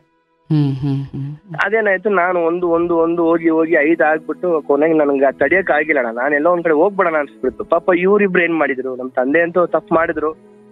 ನಾನು ಇವ್ರಿಬ್ರು ಏನ್ ಮಾಡಿದ್ರು ಪಾಪ, ನಮ್ ತಾಯಿ ಆಗ್ಲಿ ನಮ್ ತಂಗಿ ಆಗ್ಲಿ, ಆ 2 ಜೀವಗಳು ಏನ್ ಮಾಡಿತ್ತು, ಭೂಮಿ ಬರಕ್ ಮುಂಚೆನೆ ಈ ತರ ಇನ್ನೂ ಅವ್ಳ ಮದ್ವೆ ಆಗಿಲ್ಲ ಏನಿಲ್ಲ ಅಂತ ಯೋಚನೆ ಮಾಡಿ ನಮ್ಮ ಅಜ್ಜಿ ಮಕ್ಕ ನೋಡಿ ನಮ್ಮ ಅಜ್ಜಿ ತುಂಬಾ ಕಾಲಿಗೆಲ್ಲ ಬೀಳಕ್ ಬಂದ್ಬಿಟ್ಟಾಣ. ಏನಾಯ್ತು ಹೇಳು, ಹಂಗೆ ಹಿಂಗೆ ಅಂತ ಹೇಳಿಕ್ಕೆ ನಾನು ಓಪನ್ ಆಗಿ ಹೇಳ್ಬಿಟ್ಟೆ, ಹಿಂಗ ಆಯ್ತು, ಇಂತಿಂತವ್ರು ಸವಾಸ ಮಾಡಿದೆ, ಹಿಂಗಾಯ್ತು, ಇಷ್ಟು ಲಕ್ಷ ಸಾಲ ಆಗ್ಬಿಟ್ಟಿದೆ, ದಯವಿಟ್ಟು ತೀರ್ಸಿ, ನನ್ ಕೈಲಿ ಆಗ್ತಾ ಇಲ್ಲ ಅಂತ ಸರೆಂಡರ್ ಆಗ್ಬಿಟ್ಟೆ ಆಟೋ ಬಿಟ್ಬಿಟ್ಟು. ಆಮೇಲೆ ಅವರೆಲ್ಲ ಪಾಪ ನಿಂತಿ ಎಲ್ಲ ಸಾಲ ಎಲ್ಲ ತೀರ್ಸಿ ನಾವಿದ್ದೀವಿ ಜೊತೆಲಿ ಅಂತ ನಮ್ಮ ಇಬ್ಬರು ಮಾವಂದ್ರು ನಿಂತ್ಕೊಂಡು ನನ್ ಇವತ್ತು ಪುನರ್ಜನ್ಮ ಕೊಟ್ಟಿದ್ದಾರೆ ನಮ್ ತಂದೆ ಸ್ಥಾನದಲ್ಲಿ ನಿಂತಿ. ಆದ್ರೆ ಎಲ್ಲೋ ಒಂದ್ ಕಡೆ ಫ್ರೆಂಡ್ಸ್ಗಳು ಅವರು ನಾನು ಯಾವಾಗ ಎದ್ದು ಫ್ರೆಂಡ್ಸ್ಗಳು ಹಂಗೆ ಮಾಡ್ಬಿಟ್ರಣ. ನಮ್ ಕ್ಲೋಸ್ ಫ್ರೆಂಡ್ಸ್ಗಳು ಅವ್ರ ಜೊತೆ ನಾನು ಸದಾ ನಿಂತಾ ಇದ್ದೆ. ಅವ್ರು ಯಾವಾಗ ಫೋನ್ ಮಾಡಿದ್ರು ಮುಂದೆ ಜೊತೆಲಿ ಹೋಗ್ತಾ ಇದ್ದೆ, ಏನ್ ಮಾಡಿದ್ರು ಹೋಗ್ತಿದ್ದೆ. ಅವ್ರ ಹತ್ರನೂ ಒಂದ್ 40,000 ಇಸ್ಕೊಂಡಿದ್ದೆ ಅಣ್ಣ. ಅಂದ್ರೆ ಈ ಒಂದು ಪ್ರಾಬ್ಲಮ್ 2 ತಿಂಗಳು ಮನೇಲಿ ನನ್ನ ಲಾಕ್ ಮಾಡ್ಬಿಟ್ಟಿದ್ರು, ಆಚೆ ಬಿಡ್ತಾ ಇರ್ಲಿಲ್ಲ. ಆಚೆ ಹೋಗ್ಬೇಡ, ನಾನೆಲ್ಲ ಸಾಲ ತೀರ್ಸ್ಬಿಟ್ಟು ಆದ್ಮೇಲೆ ನೀನ್ ಆಚೆ ಬಿಡ್ತೀವಿ ಅಂತ. ಆ 1-2 ತಿಂಗಳ ಸಮಯದಲ್ಲಿ ನಮ್ಮ ಫ್ರೆಂಡ್ಸ್ಗೆ ಎಲ್ಲ ಗೊತ್ತು, ನನ್ನ ಒಂದೊಂದು ಪಿನ್ ಟು ಪಿನ್ ನಾನು ಯಾರ ಹತ್ರ ಸಿಗಾಕೊಂಡಿದ್ದೆ ಏನು ಅಂತ ಎಲ್ಲ ಗೊತ್ತು. ನಾನು ಅಣ್ಣ ತಮ್ಮನಿಗಿನ್ನ ತುಂಬಾ ಕ್ಲೋಸ್ ನಮ್ ಫ್ರೆಂಡ್ಸ್, ನಮ್ ಮನೆ ಮಕ್ಳಾಗ್ಬಿಟ್ಟಿದ್ರು ಅಣ್ಣ ಅವರು. ಎಲ್ಲ ಗೊತ್ತಿದ್ದೂನು ಅವ್ರುಗಳು ಇವಾಗ ಅವರು ಒಂಥರ ಹೋಗ್ಬಿಟ್ಟು ಬೇರೆಯವ್ರ ಹತ್ರ ಎಲ್ಲ ಚಾಡಿ ಹೇಳ್ತಿದಾರೆ, ನನ್ಗೆ ಮೋಸ ಮಾಡ್ಬಿಟ್ಟ. ಅಂದ್ರೆ ಅವ್ರಿಗೂ ಕೊಡ್ಬೇಕು, ಕೊಡ್ತಾ ಇದೀನಿ ಅಣ್ಣ, ಲೋನ್ ಹಾಕಿ ಕೊಡ್ತಾ ಇದೀನಿ, ಅಮೌಂಟ್ ಅವ್ರಿಗೂ ಕೊಡ್ತಾ ಇದೀನಿ, ಬೇರೆಯವ್ರಿಗೆಲ್ಲ ಕೊಡ್ಬೇಕು. ಆದ್ರೂ ಒಂಥರ ಏನೋ ಶಿಕ್ಷೆ ತರ ಮಾತಾಡ್ತಾ ಇದಾರೆ ಎಲ್ಲ. ಒಂಥರ ಅದೇ ಏನೋ ಅನ್ಸ್ಬಿಟ್ಟಿದೆ, ಎಲ್ಲ ದೂರ ಆಗ್ಬಿಟ್ರೆ ನನ್ನಿಂದ, ನಾನ್ ಮಾಡಿದ ಒಂದೇ ಒಂದು ತಪ್ಪಿಗೆ ಅಂತ ಅದಕ್ಕೆ ಒಂಥರ ಬೇಜಾರಾಗ್ಬಿಡಿ. ನಾನು ನಿಮ್ಮ ಹತ್ರ ಬಂದು ಕೌನ್ಸಿಲಿಂಗ್ ಮಾಡ್ಕೊಳೋಣ ಅಂತಿದ್ದೆ. ಅದೇ ಇವತ್ತು ನನ್ ಪುಣ್ಯ, ನಮ್ ತಂದೆನೆ ನಿಮ್ ಹತ್ರ ಕನೆಕ್ಷನ್ ಮಾಡ್ಸಿದಾರೆ ಏನೋ ಗೊತ್ತಿಲ್ಲ. ಅದೊಂದು ಮಾತಾಡೋಂತ ಒಂದು ಭಾಗ್ಯ ಸಿಗ್ತಾನೆ ನಿಮ್ಮ ಹತ್ರ. ಒಳ್ಳೇದು. ಬಟ್ ಈ 5 ಲಕ್ಷ ಸಾಲ, ಈಗ ಮೊದಲನೇ ಸಾರಿ ಅದು 8,000 ಕೊಡಬೇಕಿತ್ತು, 10,000 ಸಾಲ ಮಾಡಿದೆ, ಒಂದು ಆರಂಭದಲ್ಲಿ 1 ವಾರ ಕಟ್ಟದೆ ಅಂತ ಹೇಳಿದ್ರಿ. 1 ವಾರ ಕಟ್ಟೋದ್ರಲ್ಲಿ 8,000 ಮುಗ್ದೇ ಹೋಗ್ಬೇಕಿತ್ತಲ್ಲ. ಹೌದಣ್ಣ, ಅಂದ್ರೆ ಹಂಗೆ ಬೆಳ್ಕೊಂಡು ಹೊರಟೋಯ್ತಣ್ಣ. ಅಂದ್ರೆ ಹೆಂಗ್ ಹೇಳೋದಂದ್ರೆ, ಇವಾಗ ಇವ್ರ ಹತ್ರ 8,000 ಅಂದ್ರೆ ಹಂಗೆ ನಂದು ಇವಾಗ ಹೆಂಗಂದ್ರೆ ಇನ್ನೊಂದು ಇಸ್ಕೊಟ್ರು ಅವ್ರ ಆದಷ್ಟು ನನ್ಗೆ ಫೈನಾನ್ಸ್ ಇಸ್ಕೊಡ್ತಾರಲ್ಲ, ಅವರೆಲ್ಲ ತುಂಬಾ ಕ್ಲೋಸ್ ಆಗ್ಬಿಟ್ರು. ಅವರೆಲ್ಲ ಬಂದು ಡ್ಯೂಟಿಗೆ ಹೋಗಲ್ಲ, ಅವರೆಲ್ಲ ಅವ್ರು ಡ್ಯೂಟಿಗೆ ಹೋಗಲ್ಲ, ಅಲ್ಲಿ ಇಲ್ಲಿ ಕಮಿಷನ್ ಆಸೆಗೋಸ್ಕರ ಕುಣ್ಸ್ಕೊಳೋದ್ ನನ್ನ ಕುಡ್ಸೋದು. ಇವಾಗ ನನ್ಗೆ ನನ್ನ ಹತ್ರ ಒಂದು 20,000 ಇಸ್ಕೊಡ್ತಾರೆ ಅನ್ಕೊಳ್ಳಿ ಅಣ್ಣ. ಅವ್ರಿಗೆ ಕುಡ್ಸ್ಬೇಕು, ಹೋಟ್ಲಿಗೆ ಕಾಸು ಕೊಡ್ಸ್ಬೇಕು, ಅವ್ರ ಮನೆಗೆ ಇಷ್ಟು ಕೊಡ್ಬೇಕು, ಆಮೇಲೆ ನನ್ ಮನೆಗೆ ಎತ್ಕೊಂಡು ಹೋಗ್ಬೇಕು. ಈಗ 20,000 ತಗೊಂಡ್ರೆ ಅವ್ರಿಗೆಲ್ಲ ಕುಡಿಸಿ ತಿನ್ನಿಸಿ ನಿಮ್ಗೆ ಎಷ್ಟು ಬರ್ಬೋದು ಅಣ್ಣ? ನನ್ಗೆಲ್ಲ ಬರೋದು ಬಂದು 12,000 ಬಂದ್ಬಿಡೋದಣ್ಣ. ಅಯ್ಯೋಯ್ಯೋ, ಅದು ಹೇಗೆ? ಅಂದರೆ ಸಾಲ ಕೊಡ್ತಾರೆ, ಈಸ್ಕೊಂಡು ಮನೆಗೆ ಬರ್ತೀರಾ, ಅದು ಒಂದು ವ್ಯವಹಾರ. ಬಿಡ್ತಾ ಇರ್ತೀನಿ ಅಣ್ಣ, ಮನೆಗೆ ಬರಕ್ ಬಿಡ್ತಾ ಇರ್ಲಿಲ್ಲ. ಅಂದ್ರೆ ಕಮಿಷನ್ ಕೊಡೋರು ಕೊಡ್ತಾ ಇದ್ದೆ. ಈಗ ಏನಾಗ್ಬಿಡು ನೋಡಪ್ಪ, ನೀನು ಹೇಳ್ಬೋದು ಬಿಡ್ತಾ ಇರಲಿಲ್ಲ ಅಂತ, ಬಟ್ ನನಗೆ ನಿಜವಾಗ್ಲೂ ನನ್ನ ಬದುಕು, ನನ್ನ ತಾಯಿ, ನನ್ನ ತಂಗಿ, ನನ್ನ ಬದುಕು ಇಲ್ಲಲ್ದಿರೆ ಅಂದರೆ 20,000 ತಗೊಂಡು 8,000 ಅಲ್ಲೇ ಖರ್ಚು ಮಾಡಿ ಹೋಗ್ತೀನಿ ಅಂದರೆ ಯಾವ ಸಂಸ್ಕಾರವಂತ, ಯಾವ ಸಂಸಾರವಂತ ಒಪ್ಕೊಳ್ಳೋ ಮಾತಪ್ಪ ಇದು. ಹೌದಣ್ಣ, ಈಗ ನೀನು ಹೇಳ್ಬೋದು, ಓ ನನಗೆ ಅವ್ರು ಫೈನಾನ್ಷಿಯರ್ ಕೊಡ್ತಿದ್ರಲ್ವ ಅಥವಾ ಫೈನಾನ್ಸ್ ಕೊಡಿಸ್ತಿದ್ರಲ್ವ, ಅದಕ್ಕೆ ನಾನು ಅವರಿಗೆ ಖುಷಿ ಪಡಿಸ್ಬೇಕಿತ್ತು. ಅದೊಂಥರ ಅದು ಕೆಟ್ಟ ವಿಚಾರಗಳು, ಅದು ಹೇಳಬಾರ್ದು. ಹಂಗೆ ಯಾರೋ ಒಬ್ಬ ಸಾಲ 20,000 ತಗೊಂಡು 8,000 ಖರ್ಚು ಮಾಡಿ ಬರ್ತಾನೆ ಅಂದರೆ ಕೊಡೋನು ಕೆಟ್ಟವನೇ, ತಗೊಳ್ಳೋನು ಕೆಟ್ಟವನೇ ಅಂತ ಅರ್ಥ ಅಲ್ಲಿಗೆ. ಹೌದಣ್ಣ, ಹೌದಣ್ಣ. ಬಟ್ ಯಾವುದೇ ಆಗಲಪ್ಪ, ನಾನು 5 ಲಕ್ಷ ಸರಿ, 5 ಲಕ್ಷ ಏನು ಮನೆ ಕಟ್ಟಿಸ್ದ, ಇಲ್ಲ ಚೀಟಿ ಹಾಕಿದ್ದ, ಇಲ್ಲ ತಂಗಿ ಮದುವೆ ಮಾಡ್ದ, ಇಲ್ಲ ಹೊಸ ಆಟೋ ತಗೊಂಡು, ಏನೂ ಇಲ್ಲ. ಇಲ್ಲ, ಹೊಸ ಆಟೋನು ತಗೊಂಡು ನಾನು ರೀಸೆಂಟಾಗಿ ಹೊಸ ಆಟೋ ತಗೊಂಡು ಮನೆ ಮುಂದೆ ಬಂದು ಅದನ್ನು ಮಾರಾಕಿ ಎಲ್ಲ ಕಂಪ್ಲೀಟ್ ಆಗಿ ತೀರ್ಸ್ಬಿಡ್ತಾನ ಅದನ್ನೊಂದು. ಬಟ್ ಈಗ ನೋಡಪ್ಪ, ಒಂದು ನೀನು ಹಿಂಗಲ್ಲ ಹಿಂಗೆ ಹಿಂಗೆ ಅಂತ ಹೇಳ್ಬೋದು, ಬಟ್ ವಿಷಯ ಏನಂದರೆ ನಾನು ಒಬ್ಬ ಫ್ಯಾಮಿಲಿ ಮ್ಯಾನ್ ಆಗಿ ಇರಬೇಕು ಅಂದಾಗ ನನಗೆ ಬರೋದು ಹೋಗೋದು ಅಂದರೆ ಲಾಭ ನಷ್ಟ, ಅದು ಅಪ್ಪ ಇರಲಿ ಅಪ್ಪ ಇಲ್ಲದೆ ಇರಲಿ, ಇರೋರ ಹತ್ರ ಹಂಚ್ಕೊಂಡಾಗ ನಾನೊಬ್ಬ ಫ್ಯಾಮಿಲಿ ಮ್ಯಾನ್ ಆಗ್ತೀನಿ. ಹೌದಣ್ಣ, ನಾನು ತಂದಾಗ್ತೀನಿ ಅಷ್ಟೇ, ನೀವು ತಿನ್ಕೊಂಡು ಮನೇಲಿ ಇರಬೇಕು, ನಾನು ಏನು ದುಡಿತೀನಿ ಏನು ಕಳ್ಕೊಂಡು ಅದೆಲ್ಲ ನಿಮಗೆ ಹಾಕಿ ಅಂದರೆ ನೀವು ಬಾಯಿ ಬಿಟ್ಟು ಹೇಳಿಲ್ಲ ಅಂದು ಬಿಟ್ಟರೆ ನೀವು ಹಂಗೆ ವರ್ತಿಸ್ದಂಗೆ ಆಯ್ತಲ್ಲಪ್ಪ. ಹೌದಣ್ಣ, ಬಾಯಿ ಬಿಟ್ಟು ನಿನ್ನ ತಾಯಿನೂ ತಂಗಿನೂ ನೀನು ಬೈದಿಲ್ಲ ಅಷ್ಟೇ, ನೀವು ಹೊರಗಡೆ ಏನಾಗ್ತಿದೆ ಅದನ್ನೆಲ್ಲ ಕೇಳಂಗಿಲ್ಲ, ನಾನು ಏನ್ ಕೊಡಬೇಕು ಅಷ್ಟು ಮಾಡ್ಬಿಟ್ಟಿದ್ದೀನಿ. ಪಾಪ ಅವರು ನನ್ನಿಂದ ತುಂಬಾ ಹತ್ಬಿಟ್ಟಿದ್ದಾರೆ. ದಿನಾ ಬೆಳಿಗ್ಗೆ ಆದ್ರೆ ಆಡೋದು, ನೈಟ್ ಆದ್ರೆ ಆಡೋದು. ಒಂದೊಂದ್ ಟೈಮ್ ಯಾವತ್ತು ನನ್ ಕುಡ್ಕೊಂಡು ಹೋಗೋ ಮನುಷ್ಯನೇ ಅಲ್ಲ. ಇತ್ತೀಚೆಗೆ ತುಂಬಾ ಕುಡ್ಕೊಂಡು ಹೋಗಿ ಮನೇಲಿ ಹಂಗಂಗೆ ಬಿದ್ದೋಗ್ಬಿಡ್ತಾ ಇದೆ. ಅದನ್ನ ನೋಡಿ ತುಂಬಾ ಅಳೋರು. ಆದ್ರೆ ಇವಾಗ 5 ತಿಂಗಳಿಂದ ಕುಡಿಯೋದ್ ಬಿಟ್ಬಿಟ್ಟಿದ್ದೀನ ಆಲ್ಮೋಸ್ಟ್ ಎಲ್ಲ. ಅವ್ರಿಗೋಸ್ಕರ ಬದುಕ್ಬೇಕು, ಬಹಳ ಸಂತೋಷ. ಏನು ಪ್ರಪಂಚ ಅಲ್ಲ. ನನ್ ತಾಯಿ ಆ ಜೀವ ಇರೋವರೆಗೂ ಅದು ಎಷ್ಟು ಆಗುತ್ತೋ ನನ್ ಕೈಲಿ ನಾನು ಸಂತೋಷ ಪಡಿಸ್ಬೇಕು, ಅಷ್ಟು ಸಂತೋಷ. ಈಗ ಮುಂದಿನ ಒಂದು 5 ನಿಮಿಷ ಒಂದಷ್ಟು ವಿಚಾರ ಹೇಳ್ತೀನಿ, ತಲೆಗೆ ಹಾಕೊಂಬಿಡು, ಅರ್ಥ ಆಯ್ತಲ್ಲ? ಈಗ ನಿಮ್ಮ ತಂದೆ ವೈಯಕ್ತಿಕವಾಗಿ ಅವರು ಕುಡಿತಕ್ಕೆ ದಾಸರಾಗಿದ್ದು ಅಥವಾ what ever it is, but ಅವರಿಂದ ಕಲಿಬೇಕಾದ ಅತಿ ದೊಡ್ಡ ಗುಣಗಳೇನೆಂದರೆ, ಒಂದು ಎಂಥದ್ದೇ ನೋಡಪ್ಪ, ಮನುಷ್ಯರಲ್ಲಿ 3 ಥರ ಮನುಷ್ಯರಿರ್ತಾರೆ, ಉತ್ತಮರು, ಮಧ್ಯಮರು, ಅಧಮರು ಅಂತ. ಅಧಮರು ಅನ್ನೋದನ್ನ ಕಿತ್ತೋದವರು ಅಂತ ಅಂದ್ಕೊ, ಏನು ತೊಂದರೆ ಇಲ್ಲ. ಉತ್ತಮರು, ಮಧ್ಯಮರು, ಅಧಮರು. ಈ ಅಧಮರು ಹೇಗಿರ್ತಾರೆ ಅಂದರೆ ಅವರಿಗೆ ಹಣ ಮಾತ್ರ ಮುಖ್ಯ. ಆ ಹಣ ಬಿಟ್ಟು ಅವರಿಗೆ ಮರ್ಯಾದೆ ಗಿರ್ಯಾದೆ ಏನಿಲ್ಲ. ಈ ಹಣವನ್ನು ಮಾತ್ರ, ಬರೀ ಹಣಕ್ಕೋಸ್ಕರ ಬದುಕೋರು ಅಧಮರು. ಹಣ ಬೇಕು, ಹಣದ ಜೊತೆಗೆ ಗೌರವನೂ ಬೇಕಪ್ಪ ಅನ್ನೋರು ಮಧ್ಯಮರು. ಹಣ ಬರದೇ ಹೋದ್ರೂ ಪರವಾಗಿಲ್ಲ, ಅಥವಾ ಒಂದೊತ್ತು ಹಸ್ಕೊಂಡಿದ್ರು ಪರವಾಗಿಲ್ಲ, ನನಗೆ ಗೌರವ ಅಥವಾ ಮರ್ಯಾದೆ ಅಥವಾ ನಾನು ಇನ್ನೊಬ್ರಿಗೆ ಮೋಸ ಮಾಡಲ್ಲ, ಮತ್ತು ನಾನು ಇನ್ನೊಬ್ರಿಗೆ ಕಣ್ಣೀರು ಹಾಕ್ಸಲ್ಲ, ನಾನು ಇನ್ನೊಬ್ರ ಮುಂದೆ ಬೇಡೋ ಸ್ಥಿತಿಗೆ ಹೋಗಲ್ಲಪ್ಪ, ನನಗೆ ಗೌರವನೇ ಮುಖ್ಯ ಅನ್ನೋರು ಉತ್ತಮರು. ಅಂದರೆ ನಿಮ್ಮ ತಂದೆ ಅಧಮರಾಗಿ ಬದುಕಲಿಲ್ಲ, ಮಧ್ಯಮರಾಗಿ ಬದುಕಲಿಲ್ಲ, ಉತ್ತಮರಾಗಿ ಬದುಕೋದ್ರು. ಹಣ ಮಾತ್ರ ಮುಖ್ಯ ಅಂದರೆ ಅಧಮ. ಹಣದ ಜೊತೆ ಸ್ವಲ್ಪ ಗೌರವ ಬೇಕಪ್ಪ ಅಷ್ಟೇ ಅನ್ನೋನು ಮಧ್ಯಮ. ಗೌರವ ಅಥವಾ ಹಣ ಇಲ್ಲದೆ ಹೋದ್ರೂ ಪರವಾಗಿಲ್ಲ, ನನಗೆ ಗೌರವ. ಇವತ್ತು ನಾವು ಬಸವಣ್ಣನವರನ್ನ, ವಿವೇಕಾನಂದರನ್ನ, ರಾಮನನ್ನ, ಕೃಷ್ಣನನ್ನ, ಬುದ್ಧನನ್ನ, ಇವರನ್ನ ಅವರ ನಡವಳಿಕೆ, ಅವರ ಸ್ವಾಭಿಮಾನ, ಅವರ ದಿಟ್ಟತನ, ಅವರ ವ್ಯಕ್ತಿತ್ವದ ಕಾರಣಕ್ಕೆ ಗುರುತಿಸ್ತೀವಿ ಹೊರತು ಭಗವಾನನ ಅಕೌಂಟಲ್ಲಿ ಇಷ್ಟು ಹಣ ಇತ್ತು ಅನ್ನೋ ಕಾರಣಕ್ಕೆ ನಾವು ನೆನೆಸ್ಕೊಳ್ಳಲ್ಲ. ಇವತ್ತು ನಿಮ್ಮ ತಂದೆಯನ್ನ ನೀವು ನೆನೆಸ್ಕೊಳ್ಳೋದು ಅವರೊಂದಿಗಿದ್ದ ನಿಮ್ಮ ಒಡನಾಟ ಮತ್ತೆ ಅವರು ಗೌರವಾನ್ವಿತವಾಗಿ ವರ್ತಿಸ್ತಾ ಇದ್ರು, ಅವ್ರು ತುಂಬ ಒಳ್ಳೆಯವರಾಗಿದ್ದಕ್ಕೆ ಅಥವಾ ಆ ಗುಣವೇ ನಿಮಗೆ ಇವತ್ತು ಅವ್ರ ನೆನಪು ಬರುತ್ತೆ. ನೆನಪು ಬಂದಾಗ ಕಣ್ಣಲ್ಲಿ ಒಂದೆರಡು ಹನಿ ನೀರು ಬಂದು ಎದೆ ಮಟ್ಟಕ್ಕೆ ನೀರು ಇಳಿಯುತ್ತೆ. ಅಂದರೆ ನಾನು ನಿಮ್ಮ ತಂದೆಯಿಂದ ನಾನು ಇಲ್ಲಿ ಕೂತು ಈ ಜಾಗದಲ್ಲಿ ಕೂತು ನಿನ್ನ ತಂದೆ ಕತೆ ಯಾಕೆ ನಾನು ಅಷ್ಟು ಬಿಡಿಸಿ ಕೇಳಿದೆ. ಅವ್ರು ಎಲೆಕ್ಟ್ರಿಷಿಯನ್ ಆಗಿರ್ಬೋದು, ವಾಟ್ ಎವರ್ ಇಟ್ ಈಸ್, ಒಂದು ಫ್ಯಾಮಿಲಿ ಮ್ಯಾನ್ ಆಗಿದ್ರು ಅವರು. ನೀವೇ ಹೇಳ್ತಿದ್ರಿ ಕುಡಿತಾ ಇದ್ರು ಏನೋ ಸರ್, ಆದರೆ ದುಡ್ದು ತಂದು ಮನೆಗೆ ತಂದು ಕೊಡ್ತಾ ಇದ್ರು ಸರ್. ಅಂದರೆ ಅವರೇ ಮನೆಗೆ ತಂದು ಕೊಡ್ತಿದ್ರು ಅಥವಾ ಹೋಗೋದು ಬರೋದನ್ನೆಲ್ಲ ಅಮ್ಮನಿಗೆ ಅವ್ರು ಹೇಳ್ತಿದ್ರು. ಅಂದರೆ ನಾನು ಅಮ್ಮನಿಗೆ ಹೇಳಿದಷ್ಟು ದೊಡ್ಡವನಾಗ್ಬಿಟ್ನ. ಮತ್ತೆ ಈ ಏನು ಒಂಚೂರು ಹಣ ಆಡ್ಬಿಡ್ತು, ಒಂದಷ್ಟು ಫೈನಾನ್ಸಿಯರ್ಗಳು ಗೊತ್ತಾಗ್ಬಿಟ್ರು, ಯಾರು ಬಂದು ಸುತ್ತಮುತ್ತ ನಿಮ್ಮನ್ನು ಕೊಡಿಸ್ತಾ ಇದ್ರು, 20,000 ಕೊಡಿಸಿ 8,000 ಕುಡಿಸ್ಬಿಟ್ಟು 12,000 ಮನೆಗೆ ತಗೊಂಡು ಹೋಗು ಅಂತಿದ್ರು. ಇವೆಲ್ಲವೂ ನಿಮ್ಮನ್ನು ಮತ್ತಷ್ಟು ಹಾಳು ಮಾಡಿದ್ರು, ಮತ್ತಷ್ಟು ಪಾತಾಳಕ್ಕೆ ತಳೆದು ಹೊರತು. ಅಂದರೆ ಅದು ನಿಮಗೆ ಗೊತ್ತಾಗಿ ನಿಮ್ಮ ಪುಣ್ಯ ದೇವ್ರ ಥರ ಬಂದು ನಿಮ್ಮ ಮಾವಂದಿರು ನಿಮ್ಮ ಅಜ್ಜಿ ಮನೆಯವರು ಬಂದು ಕಾಪಾಡಿದ್ರು. ಅಥವಾ ಅವ್ರು ಒಂದು ವೇಳೆ ನೀನು ಮಾಡ್ಕೊಂಡ ನಮಗೇನದು, ನಮ್ಮದೇ ಅರ್ಕೋ ತುರ್ಕೋ ಅನ್ನೋಷ್ಟು, ನಮ್ಮದೇ ಹಾಸ್ಕೋ ಹೊತ್ಕೋ ಅನ್ನೋಷ್ಟು ಇದೆ, ನಿಂದೇನಯ್ಯ ನಾನು ತೀರ್ಸೋದು, ಒಗಯ್ಯ ಸುಮ್ಮನೆ ಎಂದಿದ್ರೆ ಏನಾಗ್ಬಿಟ್ಟು ನಿನ್ನ ಕತೆ. ಅಂದರೆ ಜೀವನದಲ್ಲಿ ನಿಮಗೇನೀಗ ಮಾವರ ಕಡೆಯಿಂದ ಒಂದು ಅವಕಾಶ ಸಿಕ್ಕಿ ಅವರು ನಿಮ್ಮ ಬಲವಾಗಿ ನಿಂತಿದ್ದಾರೆ, ನಿಮ್ಮ ಬೆಂಬಲ, ಇದು ಪ್ರತಿ ಸಾರಿ ಆಗುತ್ತೆ ಅಂದರೆ ಸುಳ್ಳದು.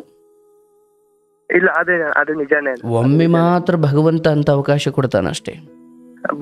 ಲಾಸ್ಟ್ ಒಂದು ಅವಕಾಶ ಅದು. ಹೌದಪ್ಪ, ಮುಳುಗುತ್ತಾ ಇರೋನಿಗೆ ಆ ಗಂಗಾ ಮಾತೆ ಕೂಡ 3 ಸಾರಿ ಮೇಲೆ ಬರ್ಲಿಕ್ಕೆ ಅವಕಾಶ ಕೊಡ್ತಾಳಂತೆ. ಹಾಗೆ ನಿಮ್ಮ ಜೀವನದಲ್ಲಿ ತಂದೆ ತೀರು ಹೋದಾಗ ನನಗೆ ಬಹಳ ಹೆಮ್ಮೆ ಇದೆ. ಏನಂದರೆ ಇವತ್ತು ನೀವು ಮಾತನಾಡೋ ಸಮಯದಲ್ಲಿ ಈಗಾಗಲೇ ನೀವು ಅದ್ಭುತವಾದ ಹಂತಕ್ಕೆ ಬಂದಿದ್ದೀರಿ. ಅದು ಹಣದ ವಿಚಾರದಲ್ಲಲ್ಲ, ನಾನು ಎಲ್ಲಿ ಎಡುವುದೇ, ನಾನು ಎಲ್ಲಿ ತಪ್ಪದೆ, ನಾನೆಲ್ಲಿ ಮನೆಗೆ ಮಗನಾಗಬೇಕಿತ್ತು, ನಾನೆಲ್ಲಿ ತಂಗಿಗೆ ಅಣ್ಣನಾಗಬೇಕಿತ್ತು, ನಾನೆಲ್ಲಿ ತಾಯಿಗೆ ಮಗನಾಗಬೇಕಿತ್ತು, ಅಲ್ಲಿ ಏನೇನೋ ನಾನು ಆಗಲಿಲ್ಲ, ನಾನು ಇನ್ನೇನೋ ಆಗಲಿಕ್ಕೆ ಹೋದಾಗ ಕಡೆಗೆ ಇನ್ನೇನೋ ಮಾಡಿದ್ರಲ್ಲಪ್ಪ ಅವರೆಲ್ಲ ಸೇರ್ಕೊಂಡು, ಅವ್ರು ಯಾರೂ ಬರಲಿಲ್ಲ, ಕಡೆಗೆ ನಿನ್ನ ಮನೆಯವರೇ ಬರಬೇಕಾಯ್ತು. ಇದು ಒಂದು ಕುಟುಂಬದ ತಾಕತ್ತಿದು. ಇವತ್ತು ಕುಟುಂಬವನ್ನ ಮರ್ತವರು ಎಲ್ಲೆಲ್ಲಿದ್ದಾರೆ ಕೇಳಿಸ್ಕೊಳ್ಳಪ್ಪ. ಅಷ್ಟೇ, ಇವತ್ತು ಕುಟುಂಬವನ್ನ ಮರ್ತವ್ರು ಎಲ್ಲಿದ್ದಾರೆ? ಎಲ್ಲ ಬೀದಿಗೆ ಬಂದ್ಬಿಟ್ಟಿದೆ. ಅದೊಂದು ನಿಜಾನೇ. ಯಾರಿಗೆ ದೊಡ್ಡವ್ರನ್ನೇ ತಗೊಳಪ್ಪ. ನನಗೆ ನನ್ನ ಕುಟುಂಬ ಮುಖ್ಯ ಅಲ್ಲ, ಯಾರೋ ಹೊರಗಡೆಯವಳು ಮುಖ್ಯ, ನನ್ನ ಕುಟುಂಬ ಮುಖ್ಯ ಅಲ್ಲ, ಯಾರೋ ಹೊರಗಡೆಯವನು ಮುಖ್ಯ ಅಂದವರೆಲ್ಲ ಕಡೆಗೆ. ಯಾಕಂದ್ರೆ ನೋಡಪ್ಪ, ಈ ಹೆಂಡತಿ, ಅಕ್ಕ ತಂಗಿ ಅಥವಾ ತಾಯಿ ಅಥವಾ ತಮ್ಮ, ಮಕ್ಕಳು, ಚಿಕ್ಕಪ್ಪ ದೊಡ್ಡಪ್ಪ ಮಾವ, ಏನೇ ವೈಷಮ್ಯಗಳಿರ್ಬೋದು, ಸತ್ತಾಗ ನಿನ್ನ ಹೆಣದ ಕಾರ್ಯ ಮಾಡ್ಲಿಕ್ಕೂ ಅವರೇ ಬರಬೇಕು. ಹೊರಗಡೆಯವ್ರು ಬಂದು ಒಂದು ಹೂವಿನ ಹಾರ ಹಾಕಿ ಕೈ ಮುಗಿಬೋದಷ್ಟೇ, ಬಟ್ ವಿಧಿ ವಿಧಾನಗಳನ್ನು ನೋಡ್ಕೊಳ್ಳೋರು ಪುಡ್ಸತ್ ಅವ್ರಿಗಿಲ್ಲ.